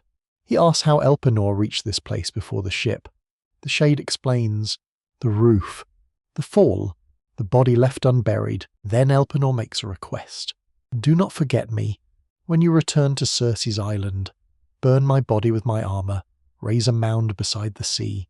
Place the ore I used in life upon the grave. It is both plea and warning. A man without burial remains unsettled. Odysseus promises, and the request becomes another obligation, pulling him backward before he can move forward. Then another shade approaches. Odysseus recognizes her, his mother, Anticlea. When he sailed for Troy, she was alive. No messenger has told him of her death. For 20 years, Odysseus has imagined Ithaca as though time stopped when he left it. Now the underworld reveals the truth. Home has been changing without him. He wants to go to his mother. He wants to speak. But Circe's command remains. No shade may drink before Tiresias. So Odysseus stands with his sword between the blood and the woman who gave him life. He waits. At last, another figure emerges from the darkness, a golden staff in his hand. The blind prophet Tiresias, in death. Persephone has allowed him to retain something other shades have lost understanding. Tiresias drinks. Then he speaks. Poseidon is angry because Odysseus blinded his son. The prophecy of Polyphemus has followed you even here. Yet Tiresias says home is still possible. There is one condition. When the ship reaches the island of Thrinacia, Odysseus and his companions will find the sacred cattle of Helios. They must leave them unharmed. If they do, Tiresias says, they may still reach Ithaca after suffering. But if the cattle are harmed, destruction will follow. The ship will be lost. The companions will die. Odysseus will return alone, late, on another man's ship. Polyphemus's curse returns almost word for word. But Tiresias continues. Even Ithaca will not end the journey. Odysseus will find trouble inside his own palace. After restoring his household, he must take an oar and walk inland until he reaches people who know nothing of the sea. People who mistake the oar for a winnowing fan. There he must sacrifice to Poseidon. Only then may reconciliation come. Eventually, Tiresias predicts, death will reach Odysseus gently, away from the sea or perhaps from it. The ancient wording has inspired debate for centuries. He will die in prosperous old age. His people will live peacefully around him. The prophecy ends. You remain beside the trench beneath the sunless sky. Odysseus came here seeking directions. He has received something far heavier. He now knows the road home. He also knows almost exactly what will destroy it. And behind Tiresias, waiting beside the blood, stands his dead mother. Tiresias withdraws from the trench, and the darkness closes gently around him. His prophecy remains. The cattle of Helios, the destruction of the ship, the death of every companion, a return alone, and somewhere beyond even Ithaca, an oar carried inland until someone mistakes it for an instrument used to separate grain. Odysseus came to the underworld hoping for a road home instead. He's been shown how narrow that road will be, yet he cannot leave. His mother is waiting. Anticlea stands among the shades near the blood, and Odysseus finally allows her to approach. She drinks from the trench. Memory returns to her. She recognizes her son. Imagine what this moment means. When Odysseus sailed from Ithaca, Anticlea was alive. Perhaps she stood somewhere above the harbour watching the ships disappear. Perhaps she believed the war would last a year or two. Perhaps every season afterward she listened for news from Troy. Now mother and son meet where neither expected. Odysseus asks the question he can barely bear to speak. How did you die? Was it disease? Did Artemis strike you gently with her arrows? Anticlea gives him an answer more painful than either. She died longing for him. Not from plague, not from violence. Grief consumed her life. Your absence, she tells him, took me away. For all the monsters in the Odyssey, few moments are crueler. Odysseus has spent years imagining home as something preserved for him. The palace, the fields, the family. But time has been moving there too. Anticlea tells him about Ithaca. Penelope remains faithful, though she lives in sorrow. Telemachus has grown. Laertes, Odysseus's father, has withdrawn from palace life. He sleeps among servants in winter and on fallen leaves in summer, wearing poor clothing and carrying grief for his missing son. Every detail transforms home from a destination into a wound. Odysseus reaches toward his mother. He tries to embrace her. His arms pass through. He tries again. Nothing. A third time. Still nothing. Anticlea explains that this is the condition of death. Flesh and bone are gone. The shade remains. but the body that once could be held has been consumed by fire. The image would have resonated strongly in a culture where cremation appears prominently in heroic burial traditions. The funeral pyre separated the physical body from the shadow that entered Hades. For Odysseus, theology becomes touch, or rather, the absence of touch. He can speak with his mother. He cannot hold her. The lesson is simple enough to survive 3,000 years. Some journeys end too late. More shades approach.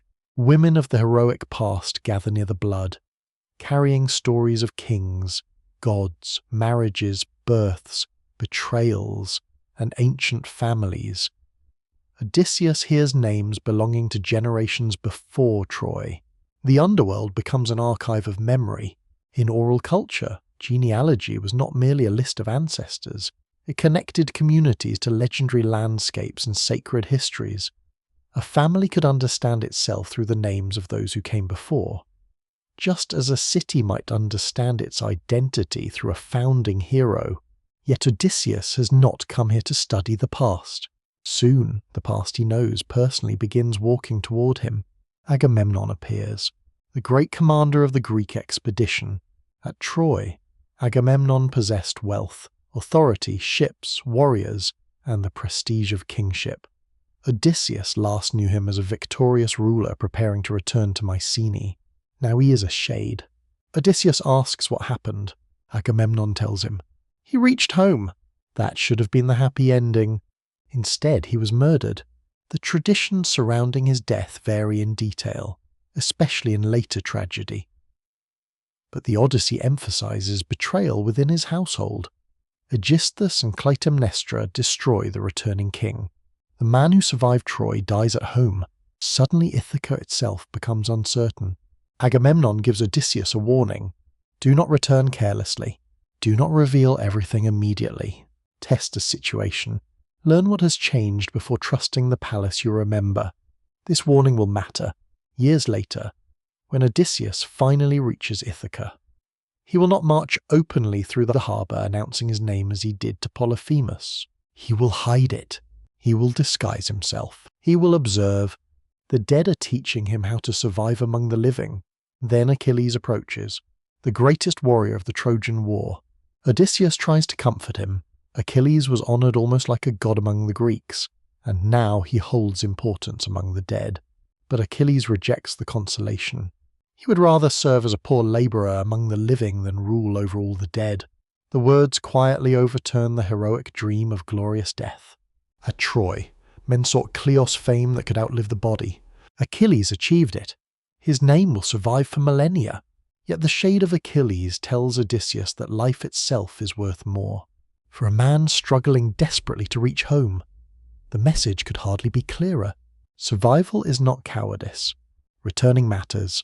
Achilles then asks about his son Neoptolemus. Here Odysseus can offer something good. He tells Achilles that Neoptolemus fought bravely at Troy, distinguished himself in council and battle, and survived the city's fall. Achilles walks away with pride. Even among the dead, a father still cares about the future of his child.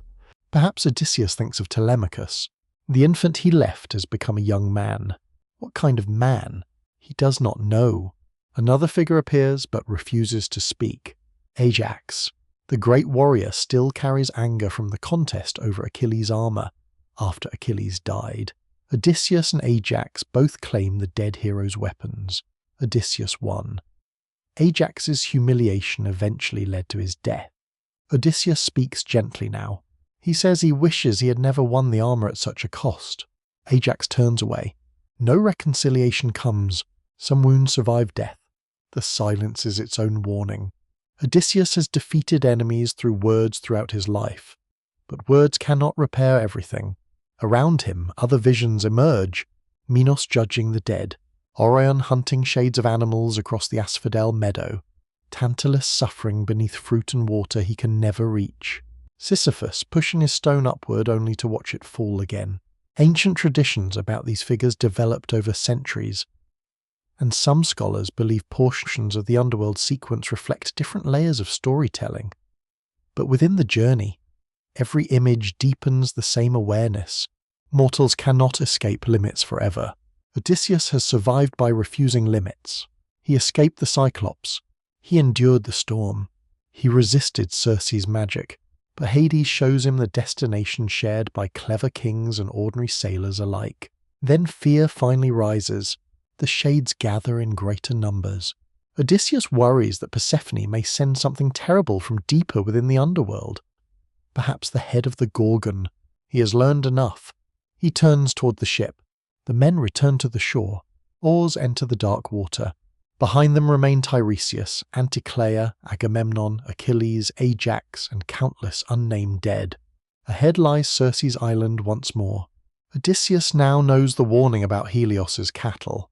He knows that Poseidon's anger remains. He knows that reaching home does not guarantee safety. And he knows something he did not understand when Troy burned.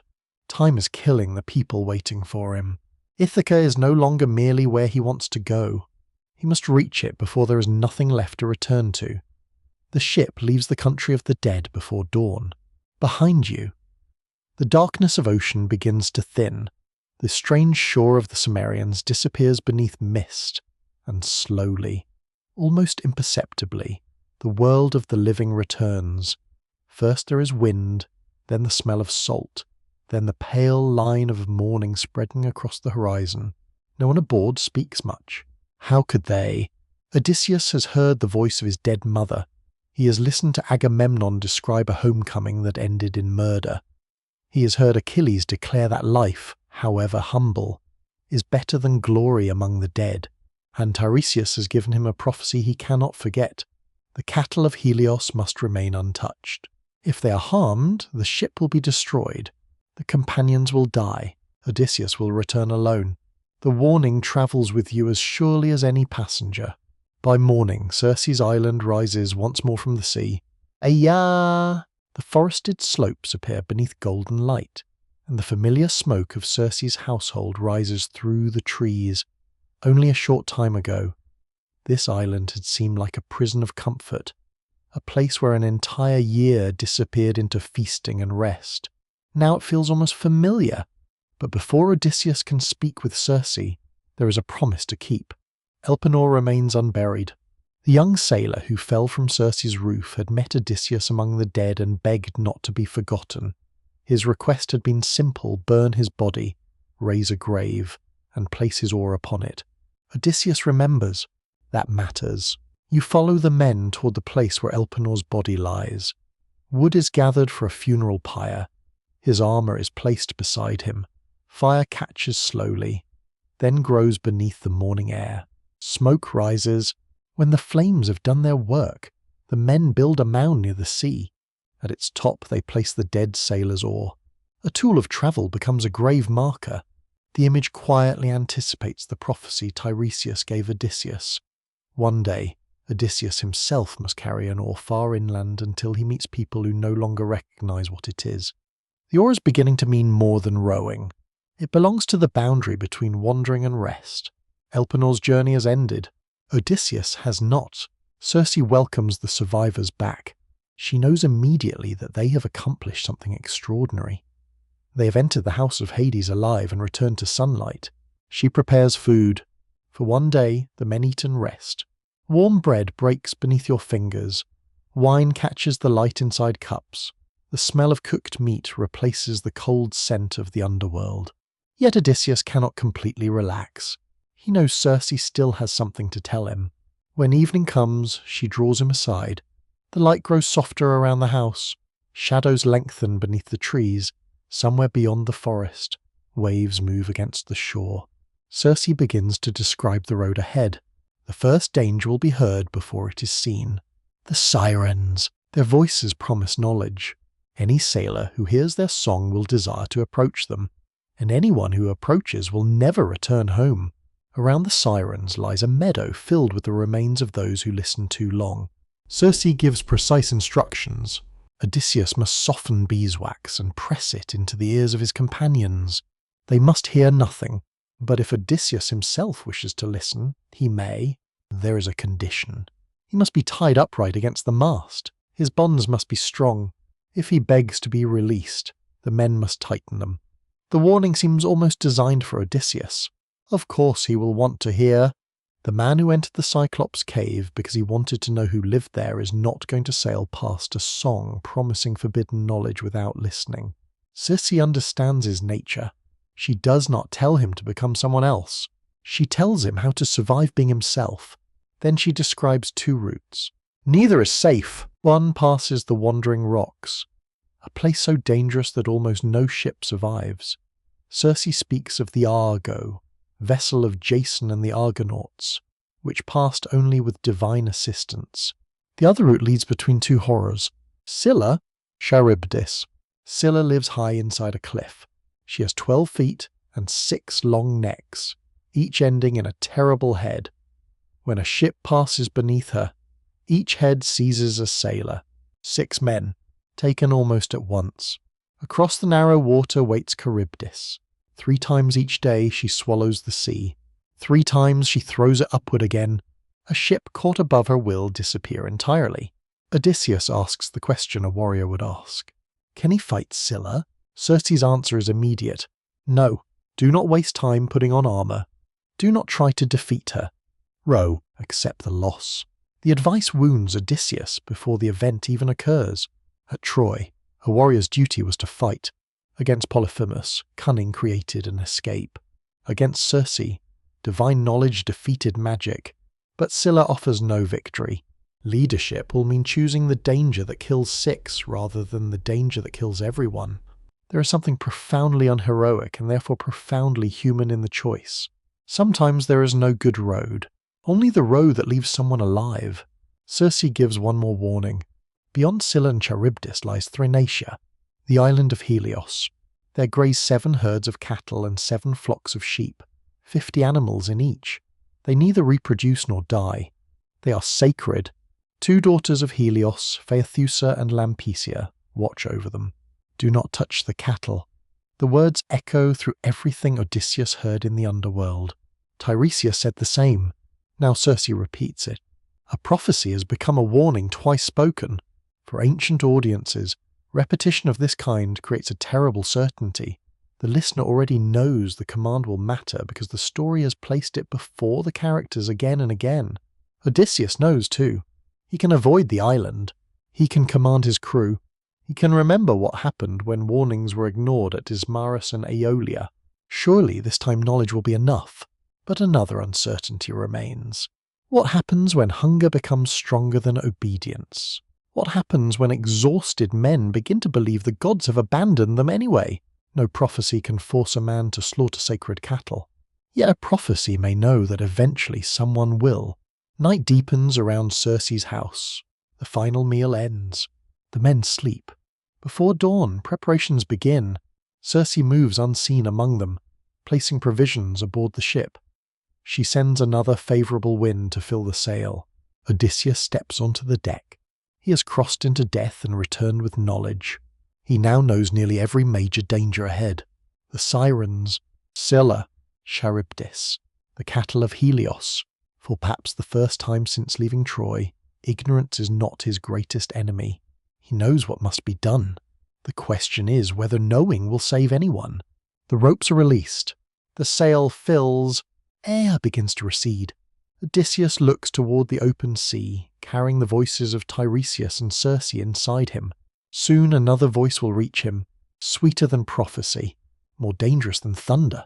And although Odysseus has been warned exactly what the Sirens will do, he's already decided that he must hear their song. Circe's island disappears behind you. For several hours, the wind she has sent remains steady, the sail stretches above the deck, and the ship moves through a sea so calm that the water seems to breathe rather than break. Sunlight flashes along the edges of the oars, salt dries on the ropes. Behind the stern, Aya becomes a dark line beneath the morning haze. Odysseus knows what waits ahead. That knowledge does not make the sea feel safer. The men remember Circe's warnings. They have survived enough strange lands to understand that the next danger may arrive without clouds, weapons, or visible enemies. Still, nothing happens. The wind continues. Then, almost suddenly, it dies. The sail loosens. Canvas hangs from the mast. The sea becomes smooth. A divine calm seems to settle around the ship. No gull cries overhead. No breeze touches your face. Only the faint sound of water against wood remains. It is the omen Circe prepared Odysseus to recognize. The Sirens are near. Odysseus tells his companions what must be done. He takes a block of beeswax and cuts it into pieces. The warmth of his hands softens the wax. He presses and kneads it until it becomes pliable, then gives it to the sailors. One by one, their ears are sealed. The world changes for them. The sea becomes silent. They cannot hear the creaking hull. They cannot hear one another. They cannot hear Odysseus. Then they bind him to the mast. Rope circles his chest and arms. It tightens around his body until he cannot move away from the timber. He has chosen to hear what the others must never hear. This decision reveals something essential about him. Odysseus does not merely want to survive the unknown. He wants to understand it. The same curiosity drew him into Polyphemus's cave when his companions advised him to leave. But something has changed since then. At the Cyclops Island, curiosity had no restraint. Here, Odysseus accepts restraint before confronting temptation. He knows his own weakness well enough to bind himself against it. The sailors return to their benches. Oars enter the water. The ship moves forward through the unnatural calm. At first, Odysseus hears nothing. Then the sound begins. A voice. Perhaps two voices. Perhaps many. Homer does not give you a detailed description of their appearance. Later, art and tradition will imagine sirens in different forms, often as creatures combining women and birds, and much later popular imagination will sometimes blur them with mermaids. Ancient Greek representations, however, frequently give them wings, connecting beauty with something unsettling and otherworldly. But Odysseus does not need to see them. The danger is their song. It reaches across the water, and the sirens know his name. Odysseus, come closer. They know where he has been. They sing of Troy. They promise knowledge of everything that happened on the plain where Greeks and Trojans suffered beneath the will of the gods. And then they promise more. They know all that happens upon the earth. Imagine the temptation. Odysseus has spent years surrounded by uncertainty. Why did the gods allow Troy to last 10 years? Why did Athena become angry? Why did Poseidon hear Polyphemus? Why did the winds carry him away when Ithaca was visible? Why did his mother have to die? What waits for Penelope? What kind of man has Telemachus become? Tiresias has given him prophecy. But prophecy itself creates questions. The sirens appear to offer answers. Their promise is not pleasure alone. It is understanding. For a man defined by intelligence, no lure could be more perfectly chosen. Odysseus strains against the ropes. He wants the ship turned toward the song.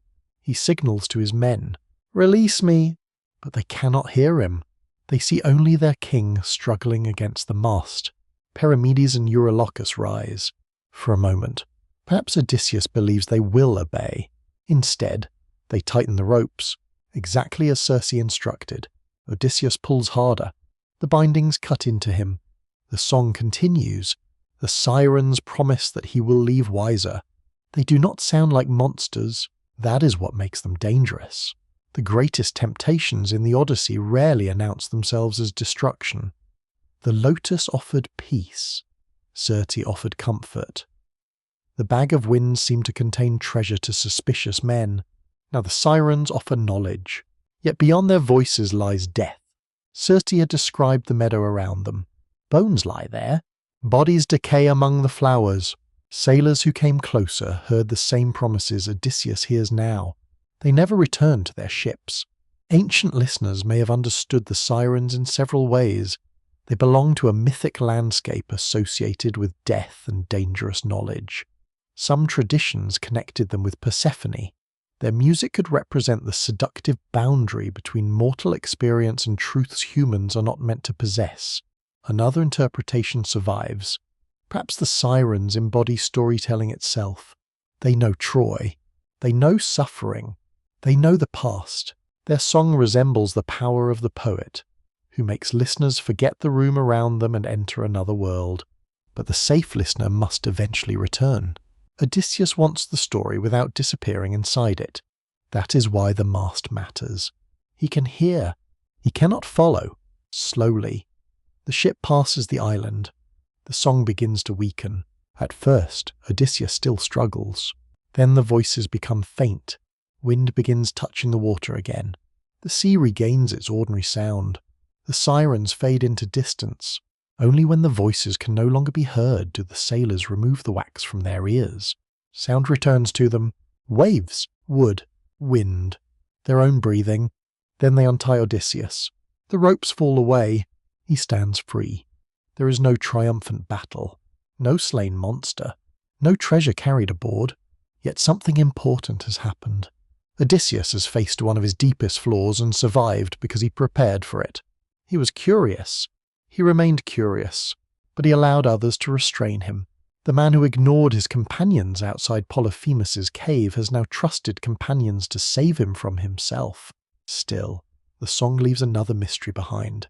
What did the Sirens truly know? Were their promises real? Would they have revealed the secrets of Troy and the gods? Or did every doomed sailor hear exactly what he most desired to hear? The poem never tells you.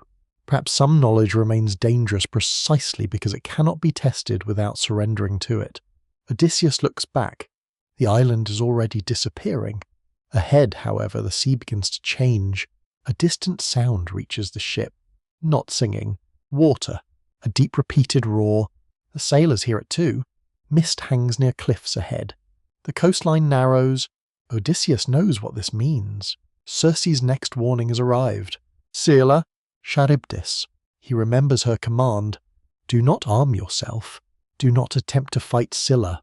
Accept the loss. But Odysseus is still a warrior. His hand moves toward his weapons. Behind him, the Sirens have taught him that survival sometimes requires accepting restraint. Ahead, he'll face a harsher lesson. Sometimes leadership requires knowing that people will die and continuing forward anyway.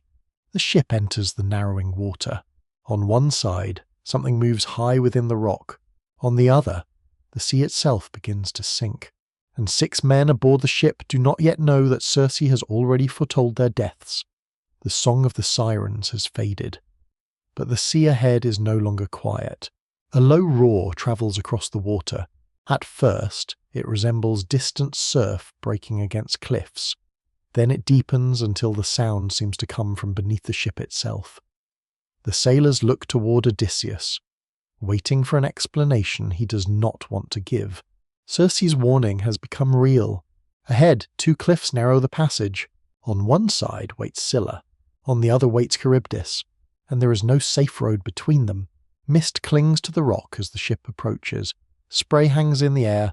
The sunlight that warmed the open sea seems weaker here, broken by cliffs rising high above the water. Then Charybdis begins to move. The sea sinks. You watch the surface fold downward as though an enormous mouth has opened beneath it. Water rushes toward a dark center. Foam circles violently. The sound becomes deafening. The sailors stop looking toward the cliffs. Everyone stares at the whirlpool. Circe told Odysseus what Charybdis does. 3 times each day she swallows the sea. 3 times she throws it back. If the ship is caught above her, nothing can save it. Ancient traditions made Charybdis a supernatural embodiment of dangerous water, though later writers supplied different genealogies and explanations for her monstrous condition. To a Greek sailor, however, the image required little explanation. Whirlpools were real. Currents were real. A wooden ship near rock and turbulent water could disappear quickly. Myth transformed navigational terror into a creature.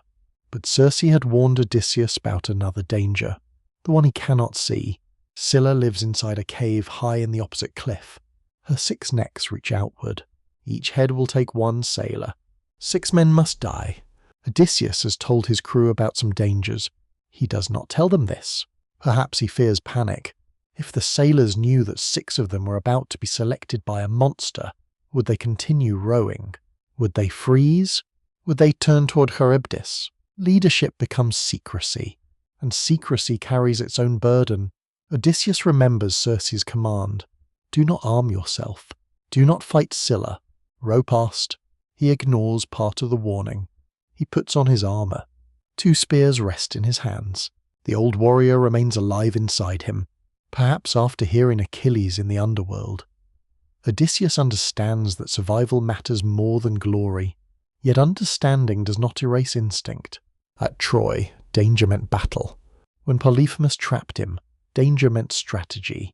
Odysseus still wants every threat to offer some action through which courage can change the outcome.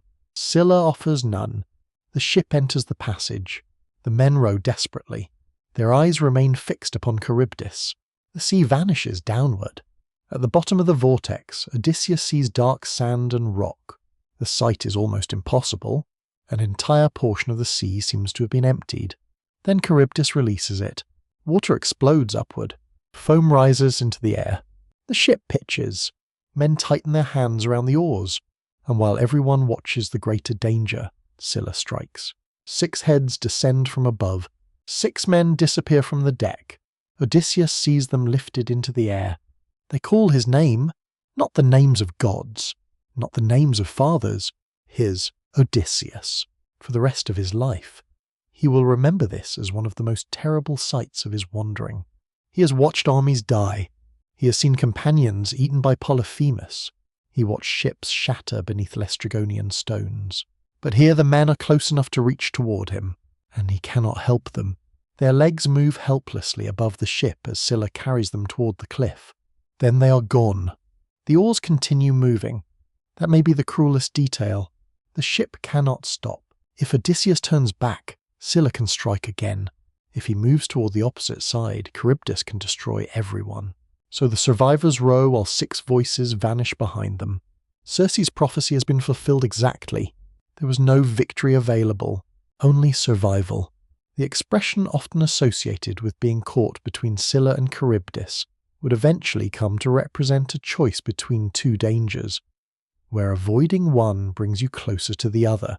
But within Odysseus's story, the meaning is more painful than a simple dilemma.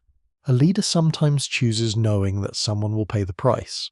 Odysseus chose Scylla because 6 deaths were better than the destruction of the entire ship. Mathematically, the choice seems clear. Emotionally, nothing about it is simple. The passage opens behind them. The roar of Charybdis weakens. The cliffs recede. Open sea returns. But 6 rowing places are empty. Odysseus removes his armour. The spears never mattered. No heroic weapon could solve what fate required him to endure. Perhaps he thinks again of Achilles. Better to be alive as a poor servant than king among the dead. 6 men no longer have that choice.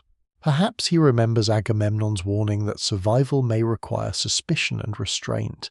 Perhaps he remembers the Sirens, where following Circe's instructions exactly allowed everyone to survive. Here he ignored her instruction not to arm himself. But the result would have been the same. That creates another uncertainty. Why warn a man not to fight when his attempt to fight changes nothing? Maybe Circe was teaching him something larger. Not every loss is a challenge to overcome. Some losses must simply be carried.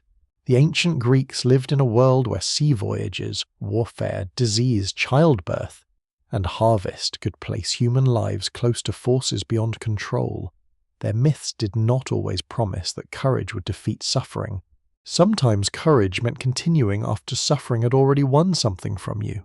The ship moves onward. Then the air changes. The harsh smell of spray gives way to something softer. Grass, warm earth, animals. Land appears ahead.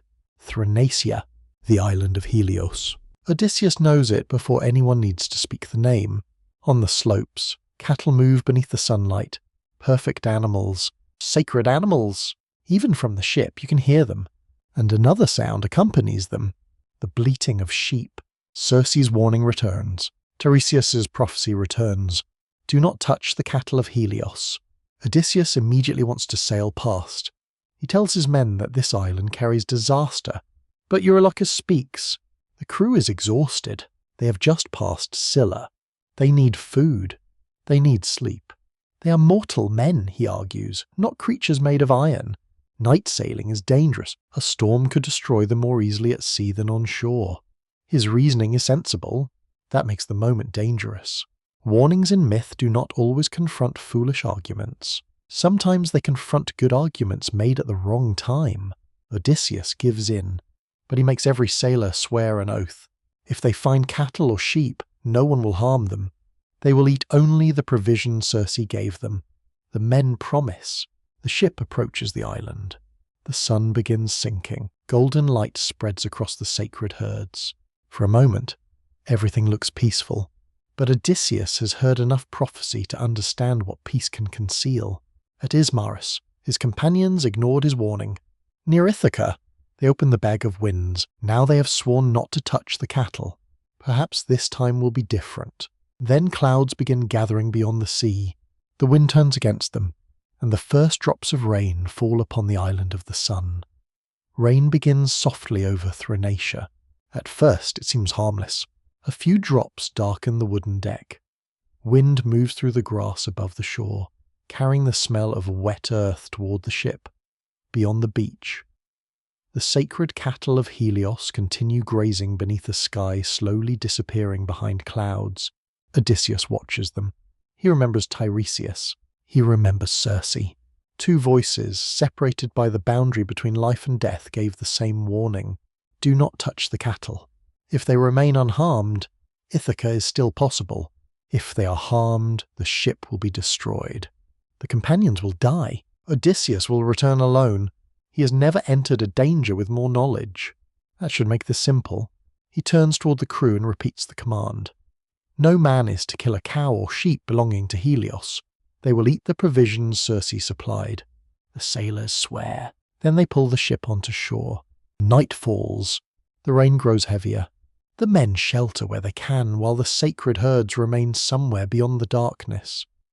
Lightning flickers over distant water, briefly illuminating the island. By morning the storm has not passed, nor the next morning. The wind blows from the wrong direction. Odysseus cannot sail. Days become weeks.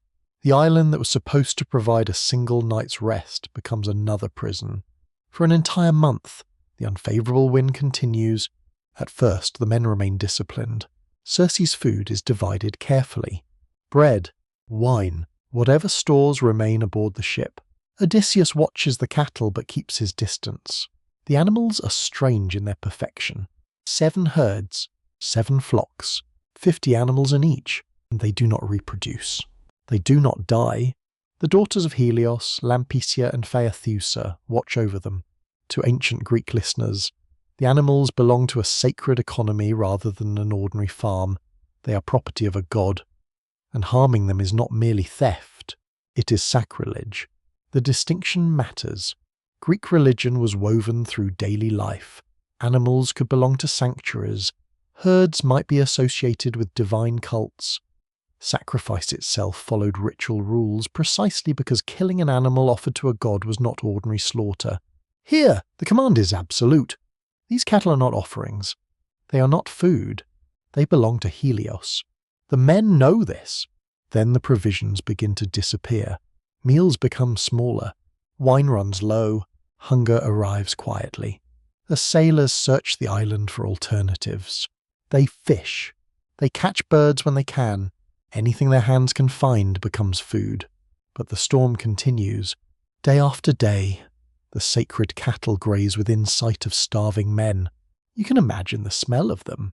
Warm hide, grass, the heavy animal scent carried by damp wind. For men whose stomachs have become painful hollows, the cattle no longer look like a religious test. They look like survival. Odysseus understands what is happening. He has seen his companions resist warnings before. At Ismarus, they refused to leave because there was wine and meat. Near Ithaca, they opened Aeolus's bag because suspicion became stronger than trust. Now hunger is stronger than either. Still, Odysseus refuses to break the oath. He walks away from the others and searches for a place to pray. Perhaps he hopes the gods will finally intervene with mercy. He washes his hands. He finds shelter from the wind. Then he prays. To all the gods, give us a way out. Send a favourable wind. Allow us to leave this island before prophecy becomes reality. But instead of an answer, something else comes. Sleep. A deep sleep. In the Odyssey, Odysseus says the gods poured sweet sleep over his eyes. That detail creates one of the episode's most troubling mysteries. Why Why would the gods cause the one man determined to protect Helios's cattle to sleep at the moment his companions are closest to breaking their oath? Perhaps divine sleep simply removes Odysseus from responsibility for what follows. Perhaps fate requires the prophecy to advance, or perhaps the poem is showing something more unsettling. Even correct knowledge cannot give a mortal control over everyone around him. While Odysseus sleeps, Eurylochus speaks. He has challenged Odysseus before, at Circe's island. He warned the men against trusting the sorceress even after Odysseus had rescued their companions. Before landing on Thrinacia, he argued that exhausted sailors needed rest. Now he gives the most dangerous speech of his life. Every form of death is hateful, he tells the others, but starvation is the worst, so let them kill the finest cattle of Helios. They will sacrifice properly. They will promise that if they ever reach Ithaca, they will build Helios a rich temple filled with offerings. The reasoning almost sounds religious. That is part of its danger. Eurylochus does not propose ignoring the god. He proposes negotiating with him. Take what belongs to Helios now, repay him later. But sacred boundaries do not work that way. A starving mortal cannot rewrite a divine command because the command has become inconvenient. The men agree. Perhaps some hesitate. Perhaps someone remembers Tiresias's warning. But hunger has had a month to weaken obedience. They approach the herd. The finest animals are selected. There is another grim irony. The sailors attempt to perform a sacrifice, but they lack proper barley, so they use leaves from an oak tree. They lack wine for the ritual libation, so they pour water. The forms of religion remain. The conditions have collapsed. The cattle are killed. Their throats are cut. The smell of blood mixes with rain and wet grass. Then the meat is prepared over fire, and the island itself seems to protest. The hides begin crawling. The meat on the spits bellows. Dead flesh gives voice to the animals that have been killed. These are not ordinary signs. They are divine warnings made unmistakable. Yet the men eat. Far away, Lampetia sees what has happened. She goes to Helios. The sun god hears that mortals have slaughtered his sacred herd. His anger rises. He appeals to Zeus and the other gods. Punish Odysseus's companions if they are not made to pay. Helios threatens to descend into Hades and shine among the dead instead of illuminating gods and mortals. The cosmic order itself seems to tremble around the offense. Zeus answers. He will strike the ship with a thunderbolt. Meanwhile, Odysseus wakes. Before he reaches the camp, the smell tells him something is wrong. Roasting meat. He sees the fire. He sees the remains. And he understands. The prophecy has been broken. Odysseus cries out to the gods, but there is nothing left to prevent. For 6 days, the men feast upon the sacred cattle. 6 days beneath the gaze of Helios. Then, on the 7th day, the wind finally changes. The storm that imprisoned them disappears. The sea becomes navigable. It almost feels like mercy. Odysseus orders the ship launched. The surviving men leave Thrinacia. Behind them, the sacred island becomes smaller beneath the sunlight. No punishment comes immediately. The sail fills. The ship moves into open water. Perhaps some sailors begin to hope that Helios has accepted their promised temple. Perhaps Eurylochus believes necessity has been forgiven. But Odysseus knows better. He remembers the crawling hides, the voices of meat over the fire. Tiresias had not said punishment might follow. He said destruction would follow. Above the ship, the sky begins to darken. Clouds gather around the horizon. The wind stops. Then Zeus raises his thunderbolt. Odysseus has lost men to warriors, giants, monsters, temptation, and bad judgment. Now the prophecy reaches its final condition. The last ship remains. The companions remain. But soon Polyphemus's prayer will be fulfilled almost completely. Odysseus will have nothing left except his life. Thrinacia sinks behind the horizon. For a little while, nothing happens. The last ship moves across open water beneath a weakening sky. The sacred cattle are gone from sight. Their impossible cries no longer rise from the roasting spits. The smell of their meat has vanished into the salt wind. Perhaps some of the sailors begin to hope. 6 days have passed since they slaughtered the cattle. They have eaten. Their strength has returned. The unfavourable winds that imprisoned them for a month have finally released the island. Perhaps Helios will forgive them. Perhaps their promised temple will be enough. Odysseus does not share that hope. He remembers Tiresias standing beside the blood in the land of the dead. If the cattle are harmed, your ship will be destroyed. He remembers Circe repeating the warning. He remembers the hides crawling across the ground and the meat bellowing over the fire. Too many signs have pointed toward the same ending. Still, he sails. What else can he do? The road behind him is closed. The road ahead may lead to destruction. So Odysseus continues between them. Then the wind stops. The sail loosens. A strange stillness settles over the water. Men look upward. Clouds are gathering. Not the soft clouds of evening. Dark masses rise across the sky, swallowing the blue. The light changes until the sea beneath the ship becomes almost metallic. The first distant thunder reaches you. Odysseus knows. Zeus has answered Helios. The men begin moving across the deck. Ropes are secured. The sail is lowered as much as possible. Hands that survived Troy, Polyphemus, Lystragonia, Circe, the underworld, the Sirens, and Scylla prepare for another storm. But this is not simply weather. This is judgment. Wind strikes the ship. The mast bends. Rain follows. Within moments, the calm sea becomes violent. Waves rise around the hull. Water crosses the deck. Men cling to whatever they can reach. Odysseus tries to command them. Perhaps his voice disappears beneath the thunder. Then Zeus strikes. The thunderbolt hits the ship. Light fills the world. For an instant, everything becomes white. Then comes the sound. Wood explodes. The mast shatters.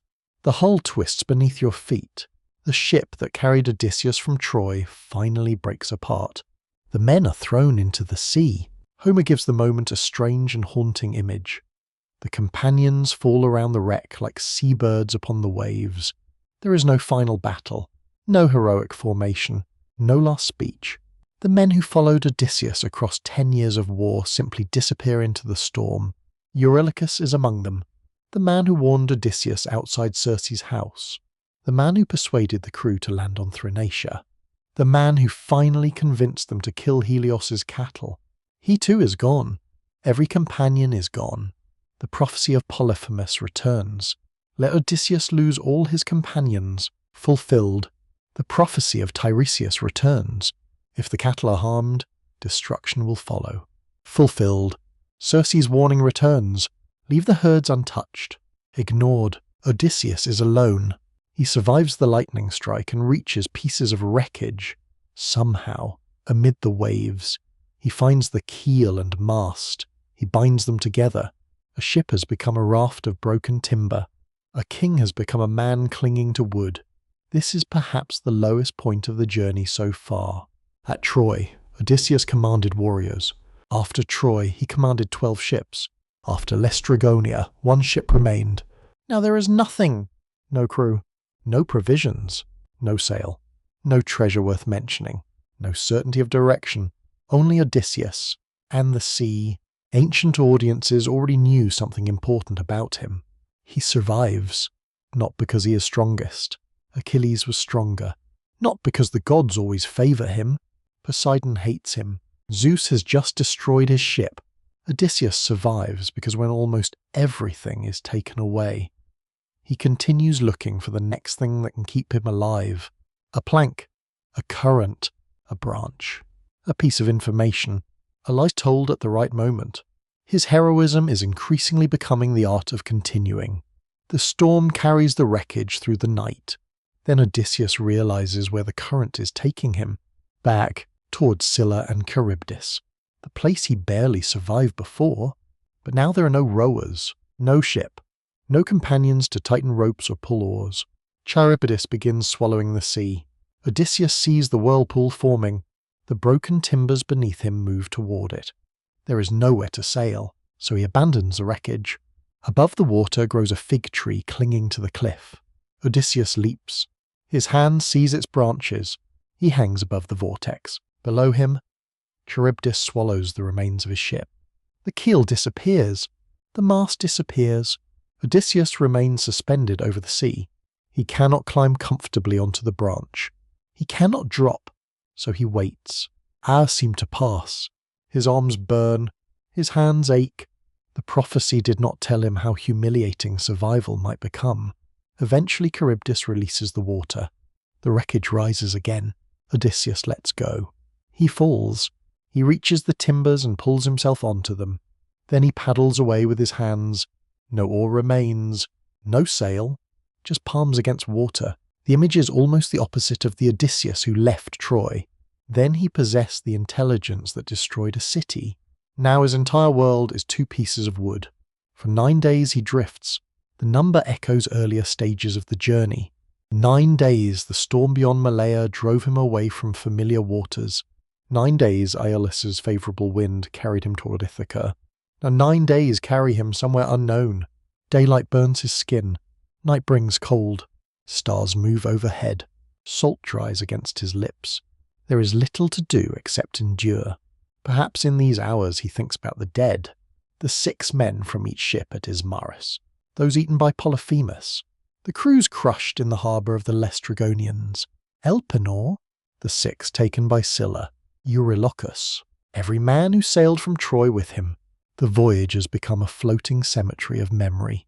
And perhaps Odysseus wonders whether leadership has failed completely. Could he have forced the men away from Ismarus? Could he have sailed past the Cyclops? Could he have guarded Aeolus's bag differently? Could he have refused to land on Thrinacia? Ancient storytellers do not give him a simple answer. Fate and choice remain tangled. Polyphemus predicted the losses. Tiresias predicted them. Yet the companions still made decisions that brought the predictions to life. This is one of the Odyssey's enduring mysteries. Does prophecy reveal an unavoidable future? Or does hearing fate simply illuminate the road? Mortals will choose anyway. Odysseus cannot solve the question while drifting beneath the stars. He can only remain alive. On the 10th day, land appears. An island rises from the water. Green, remote, almost impossibly beautiful. This is Ogygia, the home of Calypso. Odysseus reaches the shore with nothing. No companions announce his arrival. No herald carries his name. No bronze armour shines upon him. He crawls from the sea exhausted and alone. And here the strangest delay of the entire Odyssey begins. Polyphemus prayed that Odysseus would reach home late. Poseidon has helped make that prayer real, but the next 7 years will not be spent fighting storms. They will pass on a beautiful island beside an immortal woman who offers him something no mortal king can possess: eternal life. The man who has fought so desperately to survive will be asked whether survival without Ithaca is worth having. On the 10th day, the sea releases Odysseus. He reaches Ogygia with no ship beneath him and no companion beside him. The broken timber that kept him alive through the open water has carried him as far as it can. Now his hands find sand, stone, and wet grass. Land. For a long time, perhaps he simply lies there. The surf moves around his legs. Salt burns his skin. His hair is tangled. His body carries the exhaustion of a man who has watched Zeus destroy the final ship and every surviving companion aboard it. When Odysseus left Troy, 12 ships followed him. Now even his clothing seems almost gone, yet Ogygia is beautiful. Trees grow thick across the island. Alder, poplar, and cypress rise around a cave. Birds nest among the branches.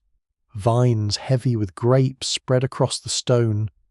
4 springs flow nearby, sending clear water through meadows filled with violets and wild celery. Smoke rises from a fire inside the cave. The scent of cedar and fragrant wood drifts through the air. Even Hermes, when he later arrives here, will pause to admire the place. It resembles a sanctuary beyond ordinary human suffering, and at its centre lives Calypso. The immortal nymph finds Odysseus after the sea has taken almost everything from him. She receives him, feeds him, clothes him, allows his exhausted body to recover. For a man who has spent years surrounded by violence, Ogygia offers silence. No Laestrygonian boulder falls from the cliffs. No Cyclops blocks the entrance to Calypso's cave. No siren calls from the shore. No sacred cattle tempt starving companions. There are no companions left to lose. At night, The stars stretch over the island while waves move gently beyond the trees. During the day, sunlight falls through leaves. Fresh water runs over stone. Odysseus is safe, and this safety becomes a prison. Calypso loves him. The nature of that relationship has inspired very different interpretations across centuries. Ancient storytelling presents divine and mortal relationships within a world whose assumptions differ sharply from modern ones. While modern readers often emphasize the imbalance of power between an immortal goddess and a shipwrecked man who cannot leave her island, what remains unmistakable in the Odyssey is that Odysseus longs to go home. 7 years pass. 7 years. Longer than all the wandering that brought him here. The man who survived Polyphemus in a night is held on Ogygia by time itself. Calypso does not need chains. There is no ship, no crew, no neighbouring harbour. Ogygia is isolated in the sea, far from the roots of ordinary mortals. Odysseus cannot simply walk away, so the seasons turn. Perhaps at first he welcomes rest. His wounds heal. His strength returns. Food is plentiful. A goddess shares her home with him. But comfort cannot replace belonging. Each morning Odysseus walks toward the shore. He sits upon the rocks. He looks across the water, and he weeps. The image recalls the lotus eaters, but with an important difference. Those who tasted the lotus forgot the desire for home. Odysseus does not forget. That is why Ogygia hurts. Ithaca remains inside him. Penelope, Telemachus, Laertes, the palace, the harbour, the olive trees growing from rocky soil. He has heard from Anticlea that his father lives in grief. He knows his mother died while he was absent. Agamemnon warned him that homecoming itself can contain danger, yet none of this weakens his desire to return. Perhaps it strengthens it. The prophecy of Polyphemus also remains. If fate allows Odysseus to return, let him come late, after losing every companion, aboard another man's ship. Most of that curse has already been fulfilled. Only the homecoming remains. But on Ogygia, fate seems to have stopped. Days become months. Months become years. No sail appears. No messenger comes. And then Calypso offers something extraordinary. Immortality. If Odysseus remains with her, she can make him deathless. Ageless. He will never become the old man Tiresias described. His body will never weaken. Hades will never receive him. Consider what this means after the underworld. Odysseus has seen death. He tried 3 times to embrace his mother and felt nothing.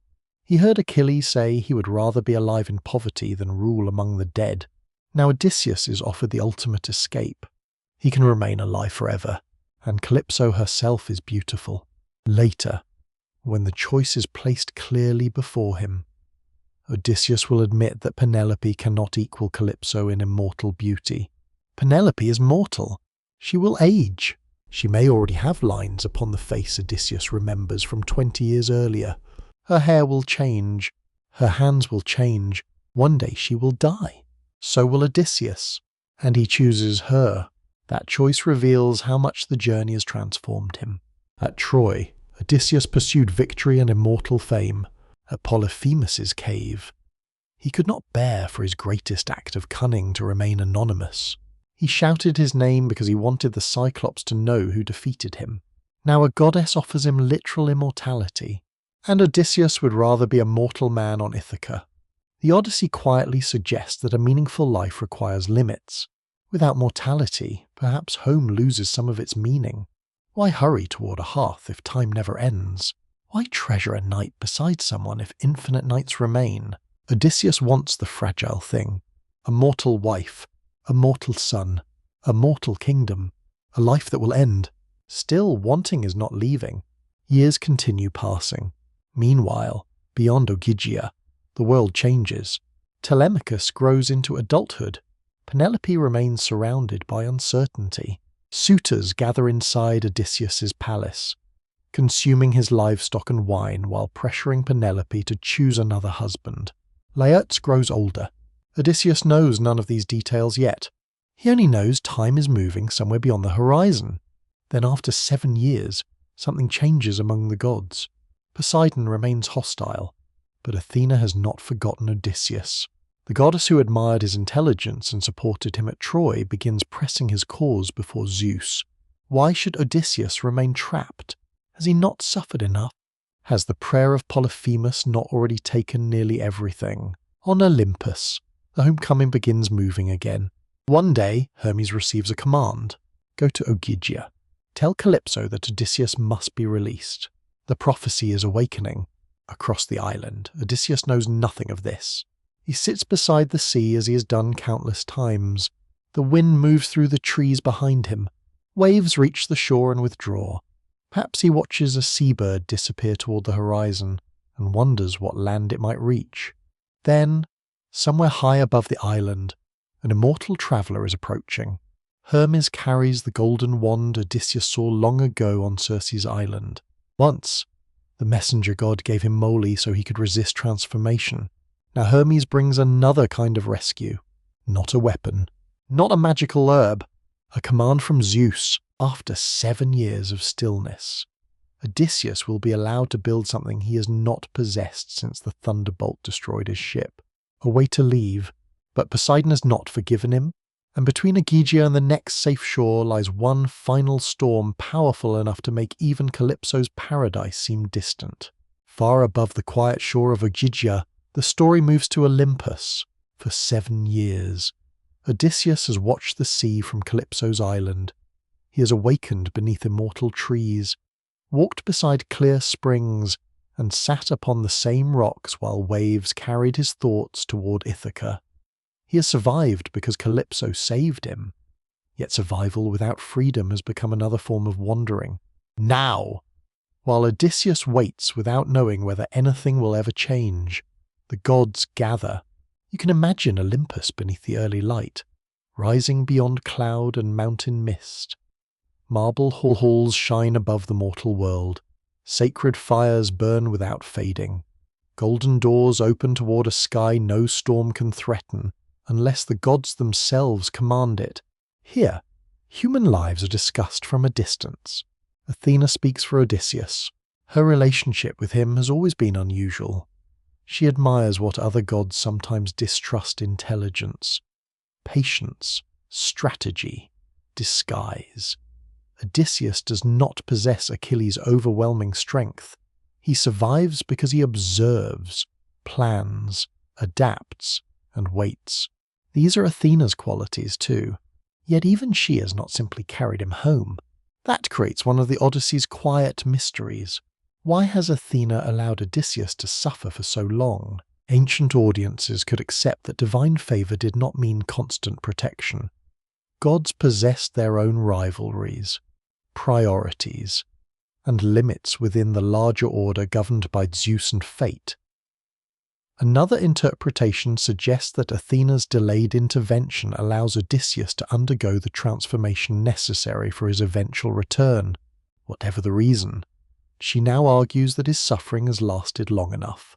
She reminds Zeus of the sacrifices Odysseus once offered beside the Greek ships at Troy. Has all that devotion been forgotten? Zeus rejects the accusation. He has not forgotten Odysseus. But Poseidon remains angry because Odysseus blinded Polyphemus. The Cyclops prayer, spoken beside the sea so many years earlier, has reached all the way to Olympus. Again, the moment outside the cave returns. Odysseus could have remained nobody. He could have sailed away. Instead, he shouted his name. That decision still shapes his life. Yet Zeus also recognizes something larger. Poseidon may delay the homecoming. He cannot prevent forever what fate allows. Odysseus must return. The gods decide that the wandering will finally move forward. Athena has another task concerning Telemachus, but Hermes will go to Ogygia. He must tell Calypso to release Odysseus. There is no ship waiting for him. No divine vessel will carry him directly home. Odysseus must build his own raft and cross the sea. Even rescue will require labour. Hermes descends. The immortal messenger crosses the sky with golden sandals, carrying him over land and water. In his hand is the wand that can close mortal eyes or awaken those who sleep.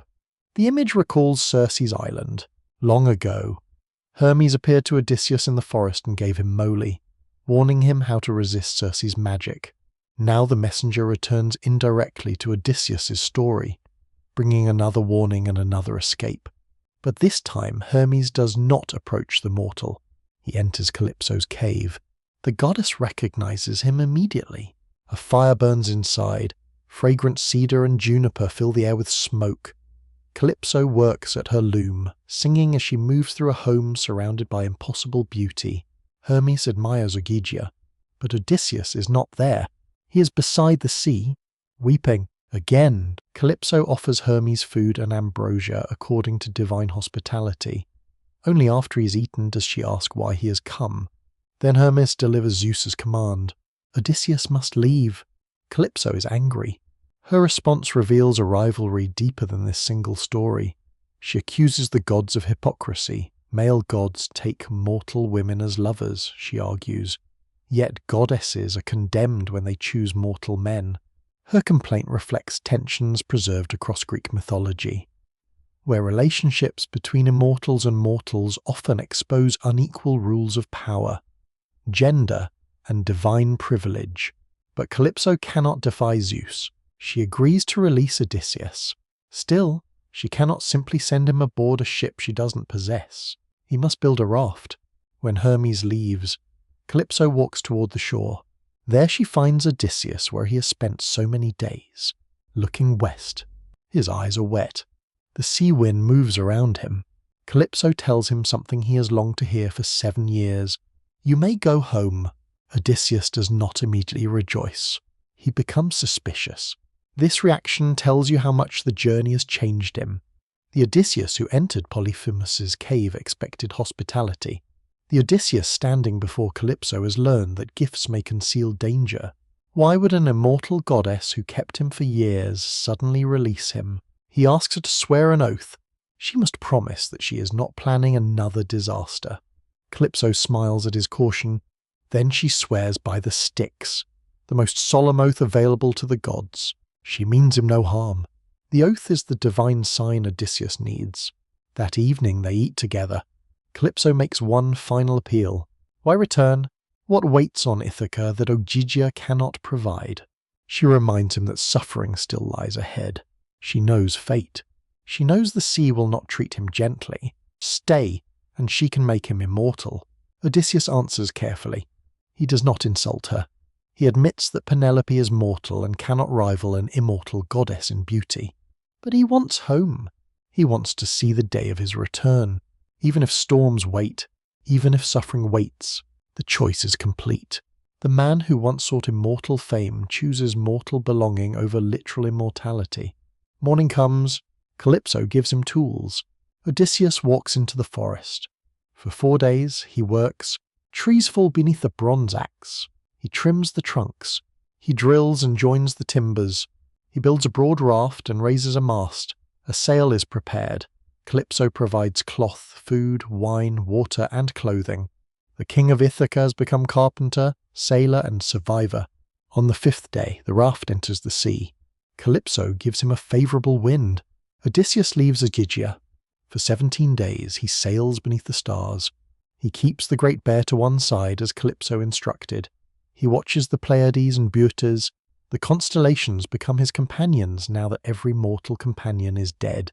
Then, on the 18th day, land appears. Scheria, the country of the Phaeacians. Home is not yet visible, but safety seems close. Odysseus looks toward the distant mountains, and somewhere else upon the sea. Poseidon looks toward Odysseus. The god has been away among distant peoples. Now he returns. He sees the small raft. He sees the man who blinded his son. And he understands that the other gods have allowed Odysseus to escape Ogygia. Poseidon's anger rises. Polyphemus's prayer has not yet reached its final line. Odysseus must arrive home in suffering. The sea darkens. Clouds gather. The favourable wind begins to change. After 7 years waiting for freedom, Odysseus has been free for only 18 days. Now Poseidon lifts the waves around him, and the final great storm of the wandering begins. For 17 days. Odysseus has known something almost forgotten. Progress. Ogygia lies far behind him. Each sunrise has brought the raft closer to the distant country Calypso described. Each night, the stars have remained steady above the dark water. giving him the ancient signs by which a sailor can hold a course. Then, on the 18th day, land appears, scarier. At first, it is little more than a shadow beneath the horizon. Slowly, mountains emerge from the haze. Odysseus watches them with the exhausted concentration of a man who has learned never to trust the final miles of any journey. He remembers Ithaca appearing after Aeolus gave him the winds. He had seen the fires of home. Then he slept. His companions opened the bag. The island disappeared, so Odysseus does not celebrate. Not yet. He holds the steering line and watches the coast. But far across the sea, another watcher has seen him. Poseidon is returning from the distant Ethiopians, a people whom Homer places at the far edges of the inhabited world, and whom the gods sometimes visit for sacrifices and feasts. From the heights, the sea god notices a tiny object upon the water, a raft, and upon it Odysseus. Poseidon understands immediately, while he was absent. The other gods decided that Odysseus could leave Calypso. The man who blinded Polyphemus is moving towards safety. The old anger rises. You can almost hear the Cyclops again. Let him return late. Let him return in suffering. Let him lose all his companions. Let him reach home aboard another man's ship. Most of the prayer has already been fulfilled, but Odysseus is still sailing upon something he built himself. Poseidon is not finished. Clouds gather. The change is rapid. A moment earlier, sunlight touched the distant mountains of Scheria. Now darkness spreads across the water. Poseidon summons winds from every direction. East, south, west, north. The irony reaches back to Aeolus. Once, dangerous winds were tied inside an ox-hide bag so Odysseus could sail safely toward Ithaca. Now no bag contains them. They strike together. The raft rises, then falls. Rain lashes Odysseus's face. Waves break over the timbers. The mast bends beneath the force of the storm. For the first time since leaving Ogygia, despair enters him. He thinks of the men who died at Troy. Perhaps they were fortunate. A warrior who fell beneath the walls received burial and glory. His companions knew where he died. His name could be remembered. Odysseus fears disappearing beneath anonymous water. Then a wave strikes. The raft breaks apart. Odysseus is thrown into the sea. For a moment, the water closes over him. The clothing Calypso gave him grows heavy. The waves spin him beneath darkness and foam. He fights upward. When his head breaks the surface, the raft is already drifting away. He swims toward it. He catches the broken timbers and climbs back aboard. Poseidon watches. The god has not killed him. Perhaps he cannot. Zeus has already allowed the homecoming. Fate has established its boundary. Poseidon may make the road terrible, but he cannot erase the destination. This tension between divine will and fate runs quietly through Greek mythology. Even gods possess extraordinary power without necessarily possessing absolute freedom. Zeus may oversee cosmic order, yet prophecy often speaks of events even immortals must acknowledge. Odysseus will reach Ithaca. The mystery is how much suffering can exist inside something destined to happen. Then another divine figure appears, Ino, once a mortal woman, now a sea goddess sometimes called Leucothea, the white goddess. She rises from the water in the form of a seabird before revealing herself to Odysseus. She gives him a warning. Abandon the raft. Remove Calypso's clothing. Tie her immortal veil around your body. Then swim. The veil will protect you. When you reach land, throw it back into the sea without looking behind you. Odysseus listens, but he does not immediately obey. Again, caution. What if this goddess is deceiving him? What if leaving the raft is exactly what Poseidon wants? He decides to remain with the timbers while they hold together. Only when another enormous wave finally destroys them does he follow Ino's instructions. He removes his clothing. He ties the veil around himself. Then he enters the sea. Poseidon sends one final wave. After that, the god withdraws. The storm begins to weaken. Athena acts. She calms most of the winds, allowing only the north wind to continue pushing Odysseus toward land. For 2 days and 2 nights, he remains in the water. Imagine the exhaustion. No deck beneath his feet. No mast to hold. No companions. No food, only the rhythm of his arms. The taste of salt, cold water against skin, the distant coastline that never seems close enough. On the third day, the sea becomes calmer. Odysseus sees land clearly. Forested hills, rock, a shore. Relief rises inside him. Then he hears the waves. They are breaking violently against cliffs.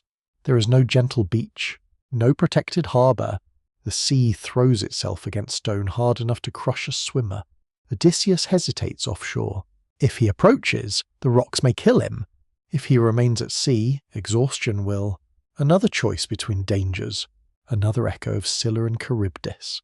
Then Athena gives him clarity. He swims along the coast searching for an opening. At last he finds the mouth of a river. The current is gentler there. Odysseus prays to the river god. He does not know the god's name.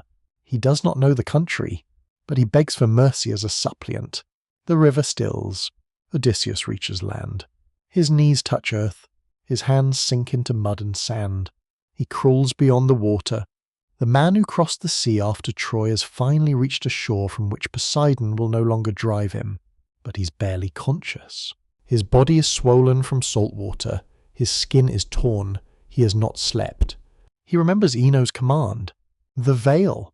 Odysseus removes it and throws it back toward the sea. The current carries it away.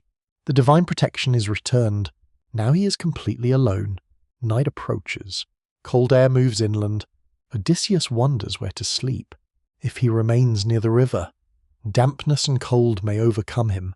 If he enters the woods, wild animals may find him. The simplest choices still contain danger. He climbs away from the water. Beneath two bushes growing closely together, he finds shelter. One is olive, the other wild olive. Their branches form a natural roof thick enough to keep out wind and rain. Odysseus gathers dry leaves. He piles them around himself. Then he crawls beneath them. The great king disappears beneath a bed of leaves. There is something almost peaceful in the image. After palaces, caves, enchanted halls, and ships, Odysseus needs almost nothing. Dry ground, leaves, sleep. Athena watches. She sends sleep over him, not the dangerous sleep that came on Thrinacia, but restorative sleep. For once, divine sleep protects rather than exposes him. Odysseus closes his eyes. Above him, the stars cross the sky. He does not know that he has reached the land of the Phaeacians. He does not know that their king possesses ships unlike any he has seen. He does not know that Polyphemus's prophecy is almost complete. Return aboard another man's ship. And not far away, inside a royal palace, Athena is already entering the dream of a young princess. Her name is Nausicaa. In the dream, the goddess will speak of marriage, clothing, and the need to visit the river at dawn. The message will seem ordinary, but it will bring the princess directly to the place where Odysseus sleeps beneath the leaves. For 20 years, Odysseus has moved through war and wandering. Now his road home depends upon a young woman waking from a dream. Dawn arrives quietly over Scheria. The storm that nearly destroyed Odysseus has disappeared. The waves are calmer now, moving gently against the shore where the exhausted king sleeps beneath the shelter of two intertwined olive trees. For the first time in many days, there is no immediate danger. No monster waits nearby. No god stands upon the horizon raising a storm. No prophecy is being spoken, only sleep. And for Odysseus, sleep has become almost as precious as land itself. Beneath the leaves, his body finally rests. Salt remains on his skin, his hands are bruised from the sea, his clothes are gone, carried away with the waves. The man who once commanded ships and armies lies hidden like a stranger with nothing to prove. That transformation is important. The journey has stripped away everything that once defined him. His armor, his companions, his treasure, his title, even his appearance as a powerful king. Before he can return home as Odysseus of Ithaca, he must first survive as nobody once again. The pattern returns. In the cave of Polyphemus, he survived by becoming nobody. On Calypso's island, he was almost reduced to a nameless immortal companion. Now, on the shore of Scheria, he is simply a man washed ashore. The gods have taken him back to the beginning, but this time he carries the wisdom gained from everything that came before. While Odysseus sleeps, Athena moves through the mortal world. The goddess enters a dream, not a prophecy of destruction, not a warning of disaster, a gentle dream. She appears to Nausicaa, daughter of King Alcinous and Queen Arete of the Phaeacians. In the dream, Athena reminds the young princess that marriage and adulthood are approaching. She tells her that her clothing must be prepared, that the household must be ready, and that she should go with her attendants to wash garments by the river. The dream seems ordinary. That is what makes it powerful. Greek mythology often places divine influence inside everyday moments. A god does not always arrive with thunder and fire.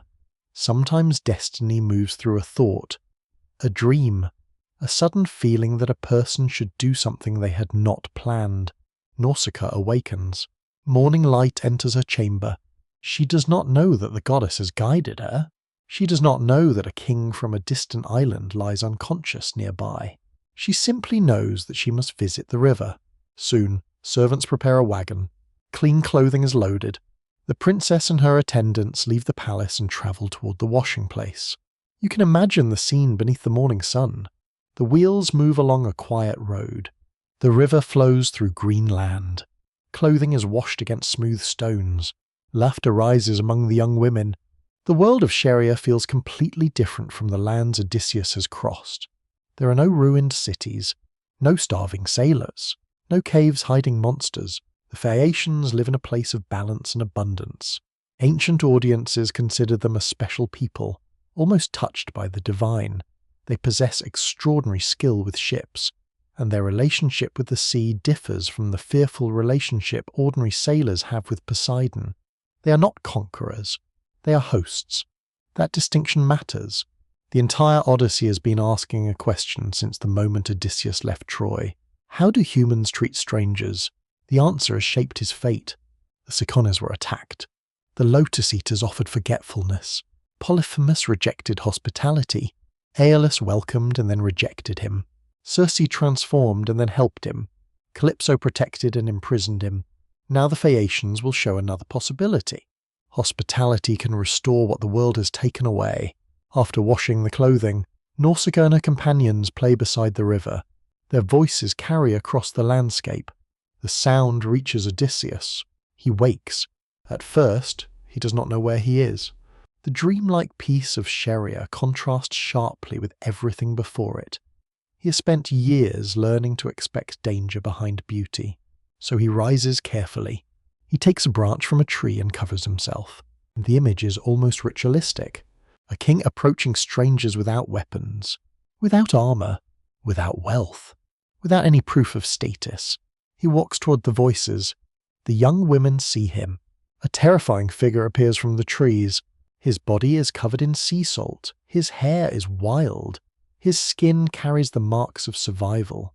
The attendants run, but Nausicaa remains. This moment reveals her character.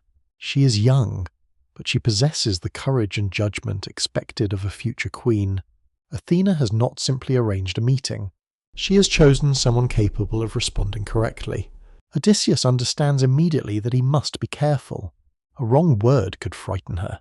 A desperate approach could appear threatening. So he remains at a respectful distance. He does not grab her knees. He does not demand help. He speaks with measured humility. He praises her beauty, comparing her to a young palm tree seen long ago on Delos during a sacred festival. Then he asks for assistance. Water, clothing, directions, nothing more. The difference between this Odysseus and the man who shouted his name at Polyphemus is enormous. There, pride overcame caution. Here, humility saves him. Nausicaa listens. She understands that this stranger is suffering, and she recognizes something else. A person who arrives helpless at another's land deserves compassion. She orders her attendants to return. They bring clothing and food. Odysseus washes away the salt and dirt from the sea. Athena quietly helps him appear more noble again. Not through armor, not through weapons, through dignity. When he returns, Nausicaa and her companions see not a frightening stranger, but a man whose presence suggests hidden greatness. This is another recurring theme of the Odyssey. Identity can disappear, But character remains. A king can lose his kingdom. A warrior can lose his army. A sailor can lose his ship. Yet the qualities within him can survive. Nausicaa gives instructions. She cannot openly bring an unknown man into the city beside her, because people may gossip. Instead, she tells him to follow after the wagon and enter later.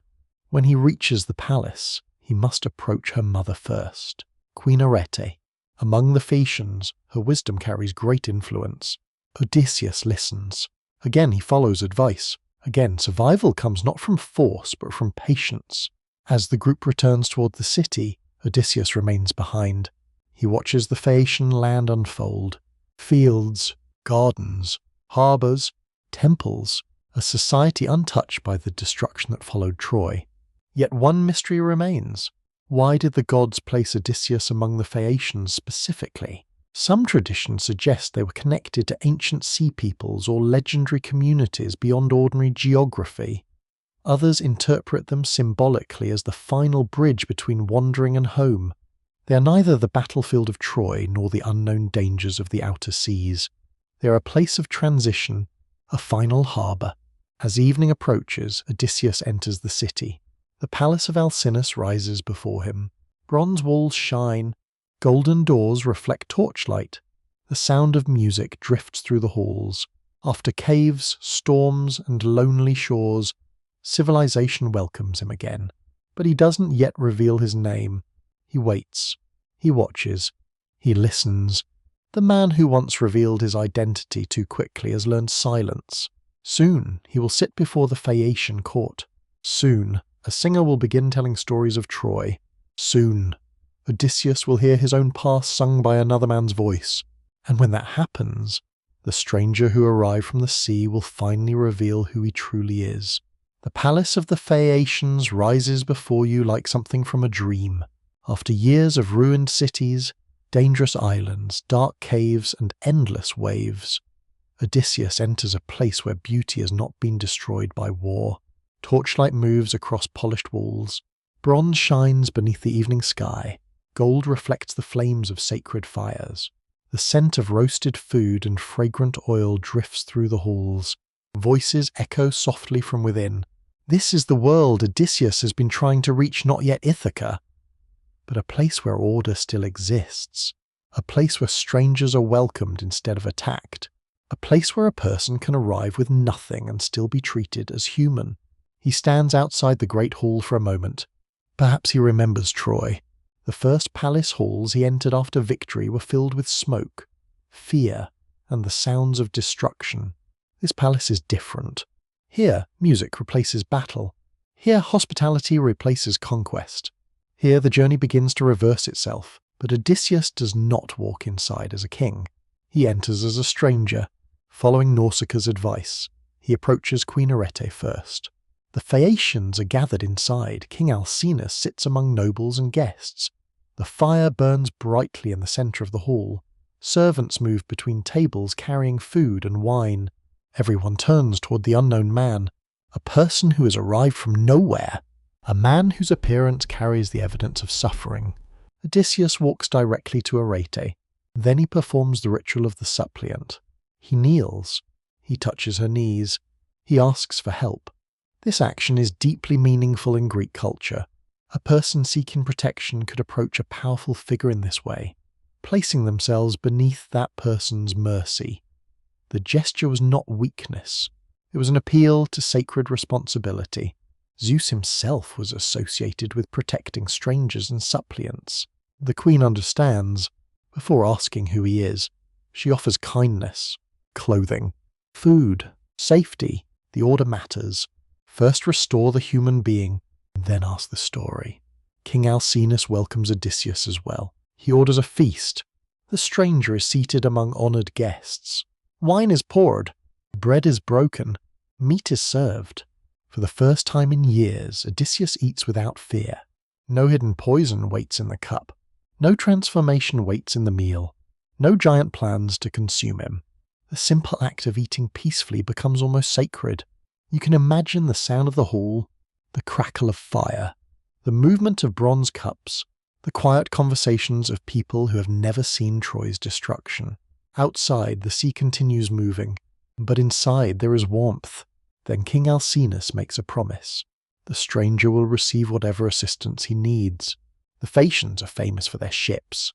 Their vessels do not require the same labour as ordinary mortal ships. Ancient descriptions give them almost magical qualities, able to understand paths across the sea and travel with extraordinary speed.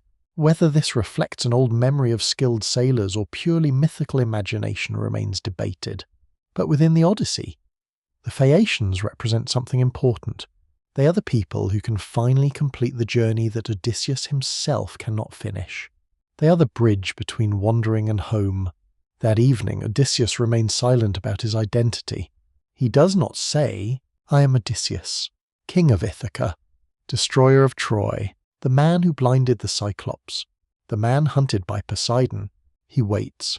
This restraint shows how deeply the journey has transformed him. At the beginning of the voyage, his name was his greatest possession. Now his name is dangerous. A name can attract enemies. A name can create expectations. A name can reveal pride the next day. The Phaeacians gather for games and celebrations. They wish to honour their guest. Athletes compete. Young men display strength and skill. The atmosphere is joyful, yet Odysseus remains distant. He has spent years among warriors, but this is different from Troy. The contests are not about survival. They are about community, about friendship, about celebration. A young Phaeacian challenges him. Perhaps he assumes the stranger is weak because of his appearance. Perhaps he does not understand that the man before him once stood among the greatest warriors of Greece. Odysseus accepts. He lifts the discus. Then he throws. Far beyond the marks of the others, the crowd is surprised. For a moment, the old Odysseus appears. The warrior, the athlete, the hero. But even now, something is different. He does not boast. He does not announce his achievements. He simply demonstrates what he can do. The change is subtle. The old pride remains, but it no longer controls him completely. Later, songs and performances begin. A blind poet named Demodocus appears. He carries the gift of music and storytelling. The Phaeacians ask him to sing, and he chooses a subject from the Trojan War, the story of the quarrel between Achilles and Odysseus. The hall becomes quiet. The singer's voice moves through the firelit room. He sings of events that happened years earlier, events that Odysseus lived, but he hears them now as a listener, not a warrior, not a king, a survivor. Something inside him changes. The memories return. Achilles, the Greek camp, the arguments, the deaths, the wooden horse, the final night of Troy. The man who has endured every danger suddenly faces something he cannot fight. Memory. His eyes fill with tears. He turns away so others will not see. Only Alcinous notices. The king understands that this stranger carries a hidden sorrow. He stops the music. He asks why the guest cries whenever Troy is mentioned. The question finally opens the door. The journey has reached the moment it has been moving toward. Odysseus can no longer remain unknown. The stranger must become the man. The survivor must tell the story. Before the Phaeacian court, beneath golden lamps and the quiet sound of the sea beyond the walls, he prepares to speak. For years, others have told stories about Troy. Now the man who was there will tell his own. He will speak of the Lotus Eaters, the Cyclops, Aeolus, the Lestrygonians, Circe, the underworld, the Sirens, Scylla, the cattle of Helios, the storms, the deaths, the loneliness, everything that brought him to this hall. And as he begins, the Phaeacians will learn what the gods already know.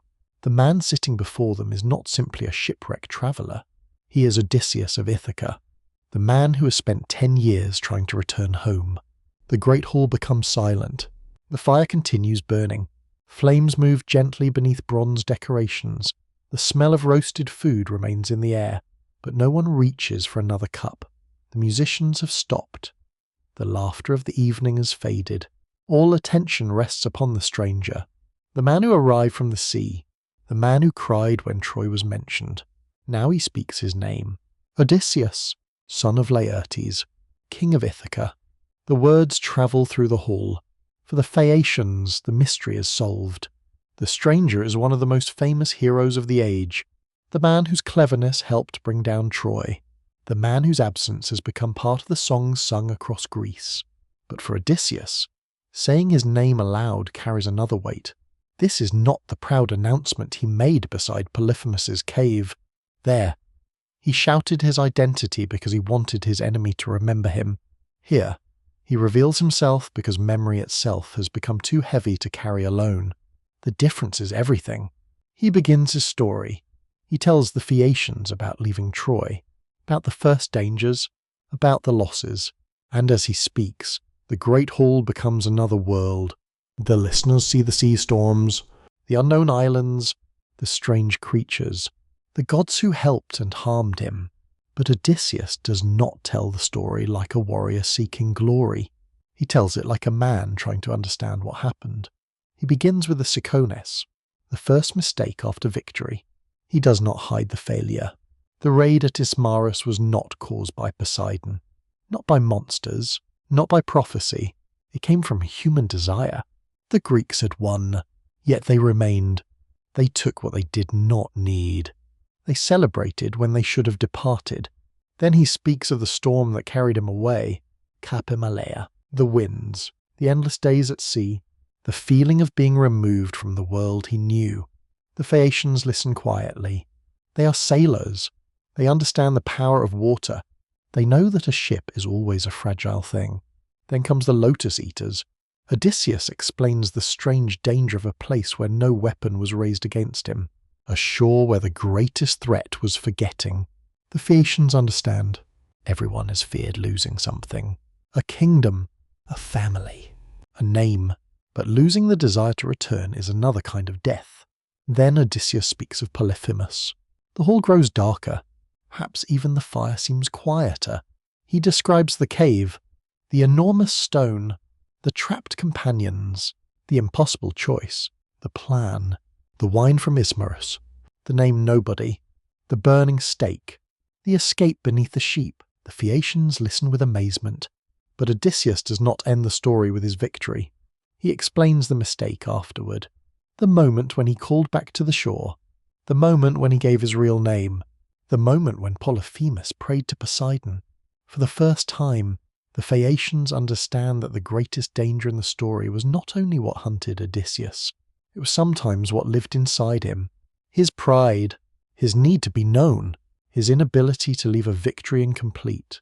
Then he speaks of Aeolus, the bag of winds, the final approach to Ithaca, the terrible moment when home was visible and then lost. The listeners almost cannot believe it. A man who came within reach of his homeland was pushed away again. But the Phaeacians know something about fate. They know that the sea does not always allow people to arrive when they wish. Odysseus continues.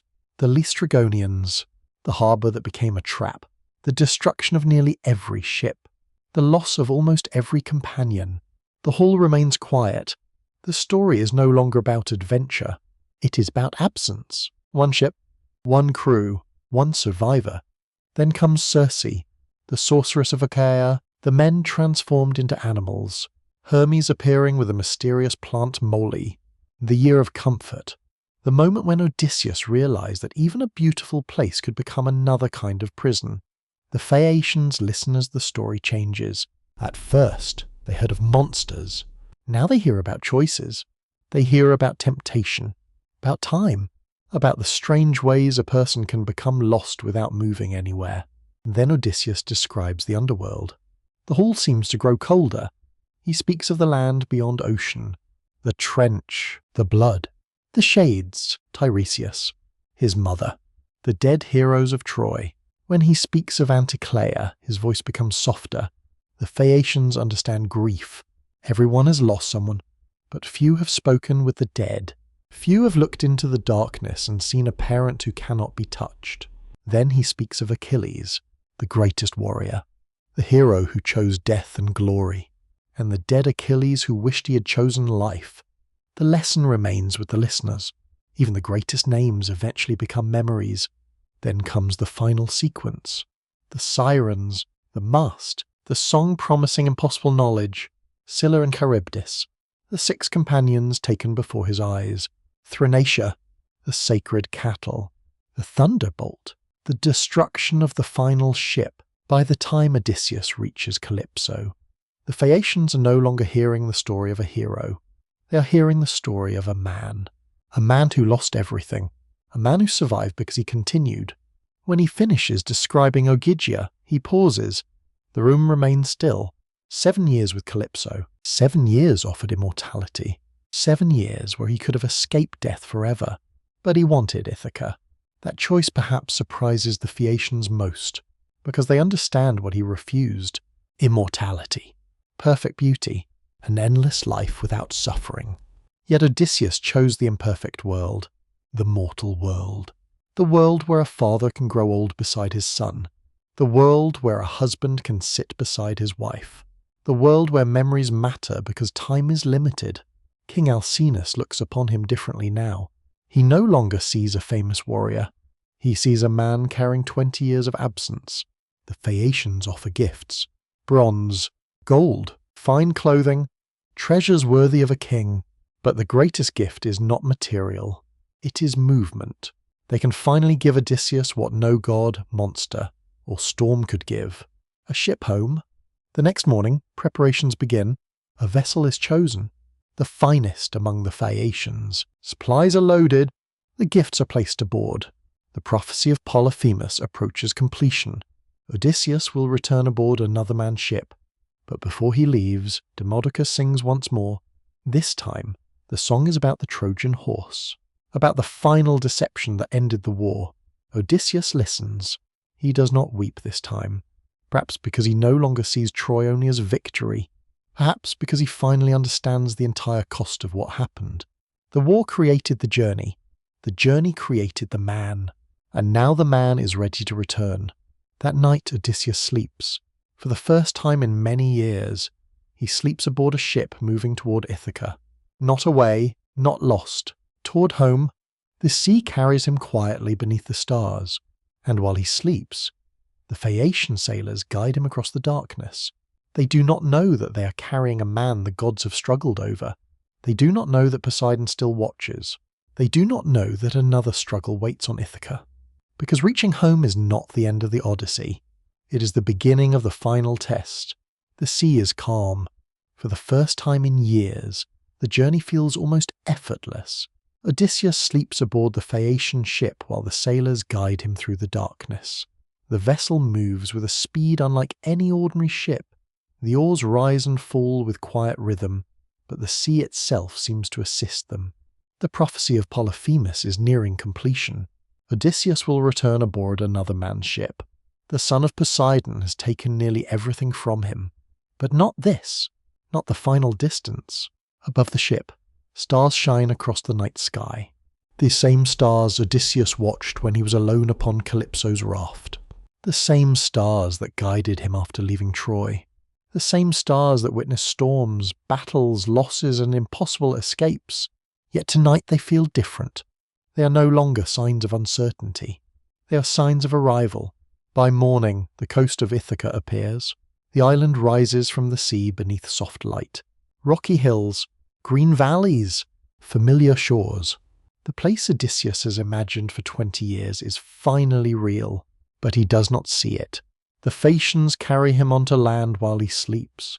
They place him gently on the shore, along with the treasures given by King Alcinous and the other nobles. Bronze, gold, fine clothing. The wealth of a man who has travelled through the edge of the world and returned. Then they leave. Odysseus wakes. At first, he does not know where he is. The habit of wandering remains too deeply inside him. He looks around at the landscape. The trees, the shore, the unfamiliar silence. He believes the Phaeacians may have deceived him. Perhaps they abandoned him on another unknown island. Perhaps the gods have created another illusion. This reaction reveals something important. Home itself has become almost impossible for him to trust. For 20 years, every arrival carried danger.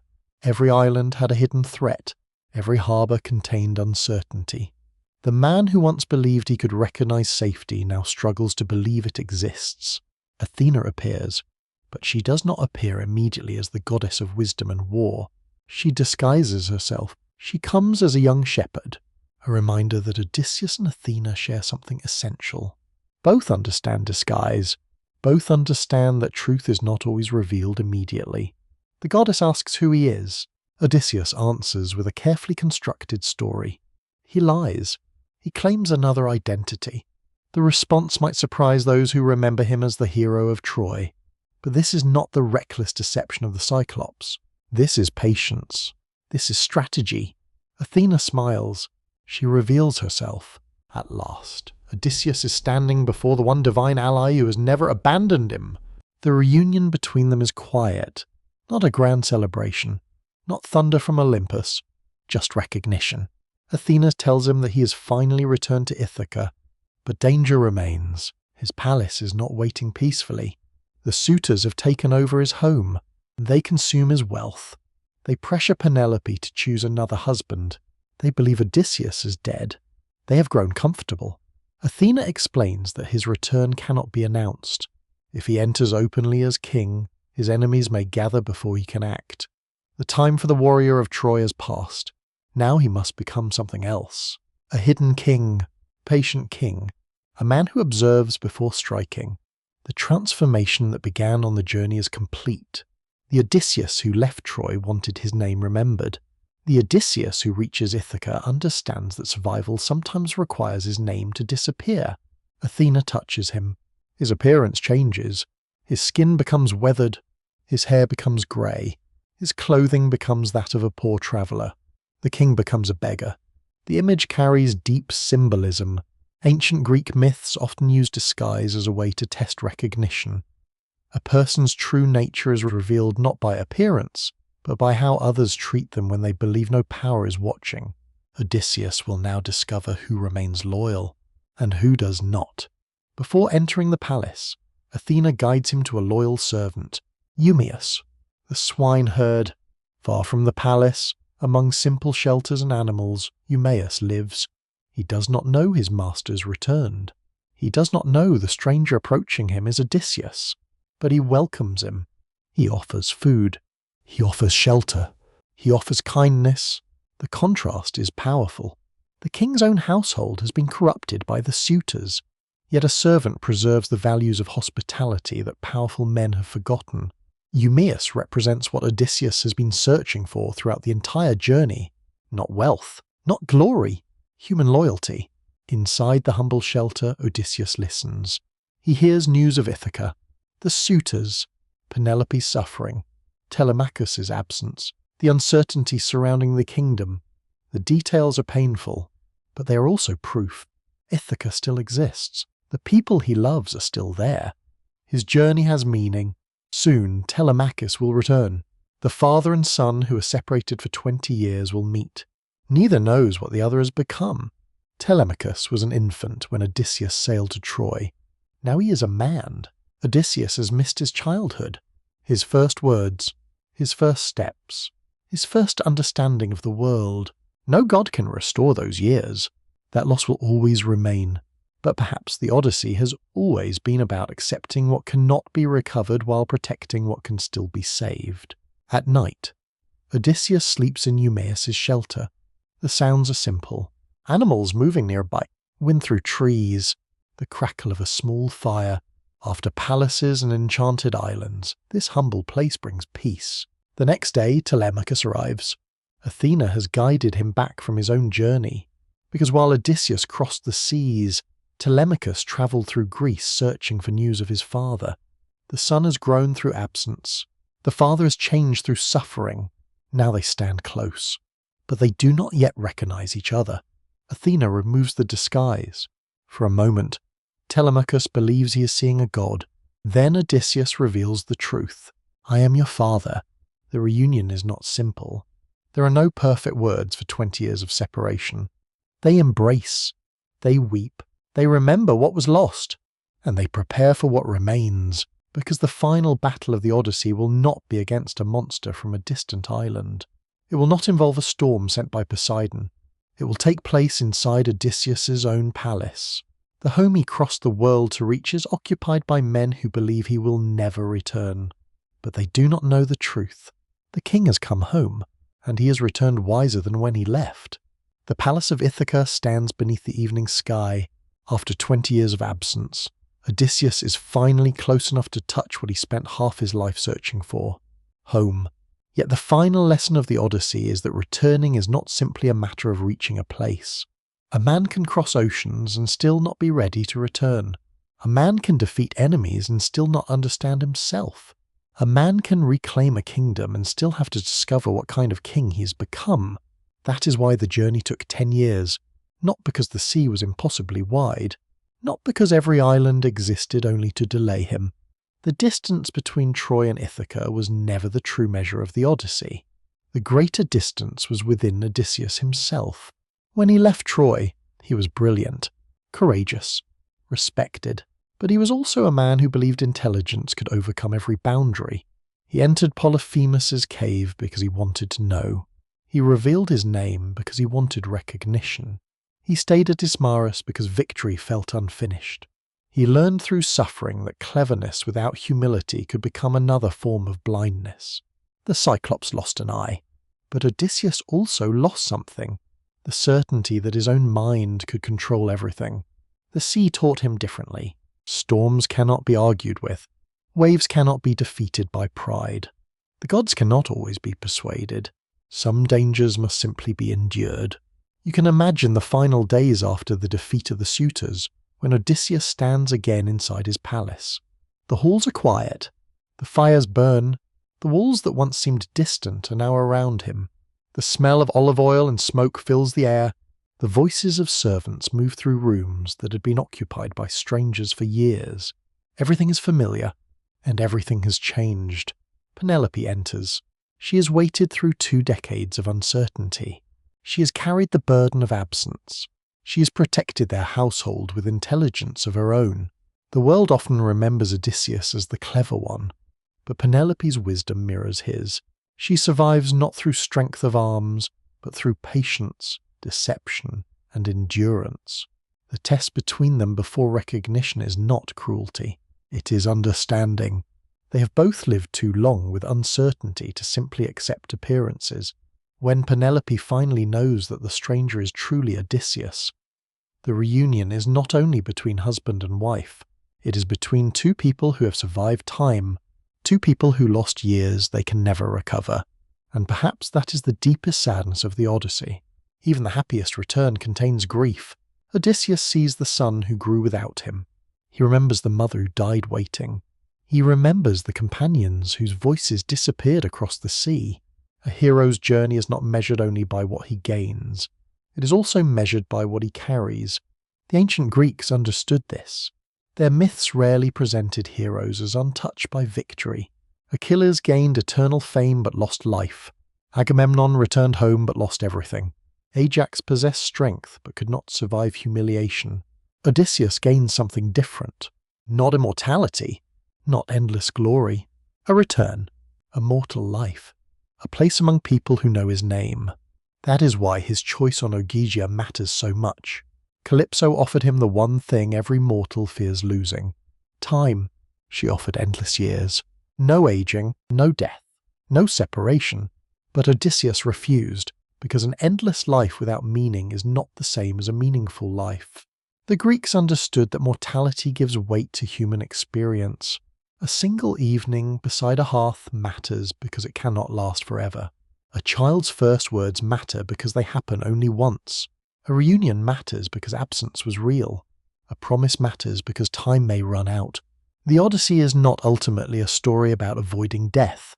It is a story about choosing what makes life worth returning to.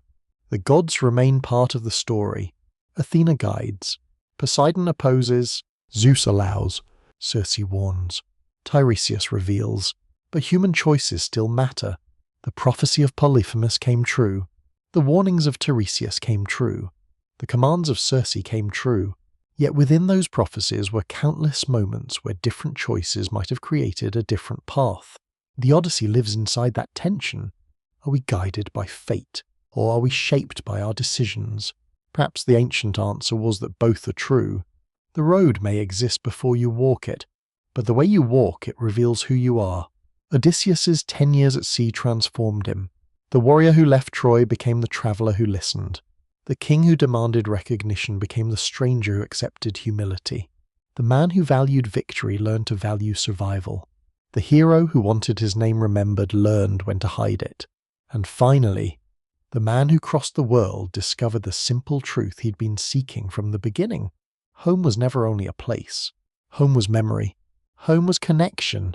Home was the people who continued waiting. The Odyssey has survived for thousands of years because every generation recognizes something of itself inside Odysseus. Everyone has experienced distance. Everyone has lost time. Everyone has wished to return to something that cannot be exactly recovered. A childhood home, a lost friendship, a moment before a great change. The past is like Ithaca seen from far away across the sea. You can move toward it. You can remember it. But you can never return as the same person who left. And perhaps that is the quiet wisdom of the journey. The longest roads do not only change where you stand, they change who stands there when you arrive. Tonight, as the ancient seas grow still, you can imagine Odysseus beside the hearth of Ithaca. The storms are gone. The battles are finished. The voices of monsters have faded. The gods have moved on. Only the gentle sounds of home remain. The crackle of fire, the whisper of wind through olive trees, the quiet breathing of those who survived. Above the island, the stars shine just as they did when Odysseus first sailed away. But now they are not guiding him toward an unknown future.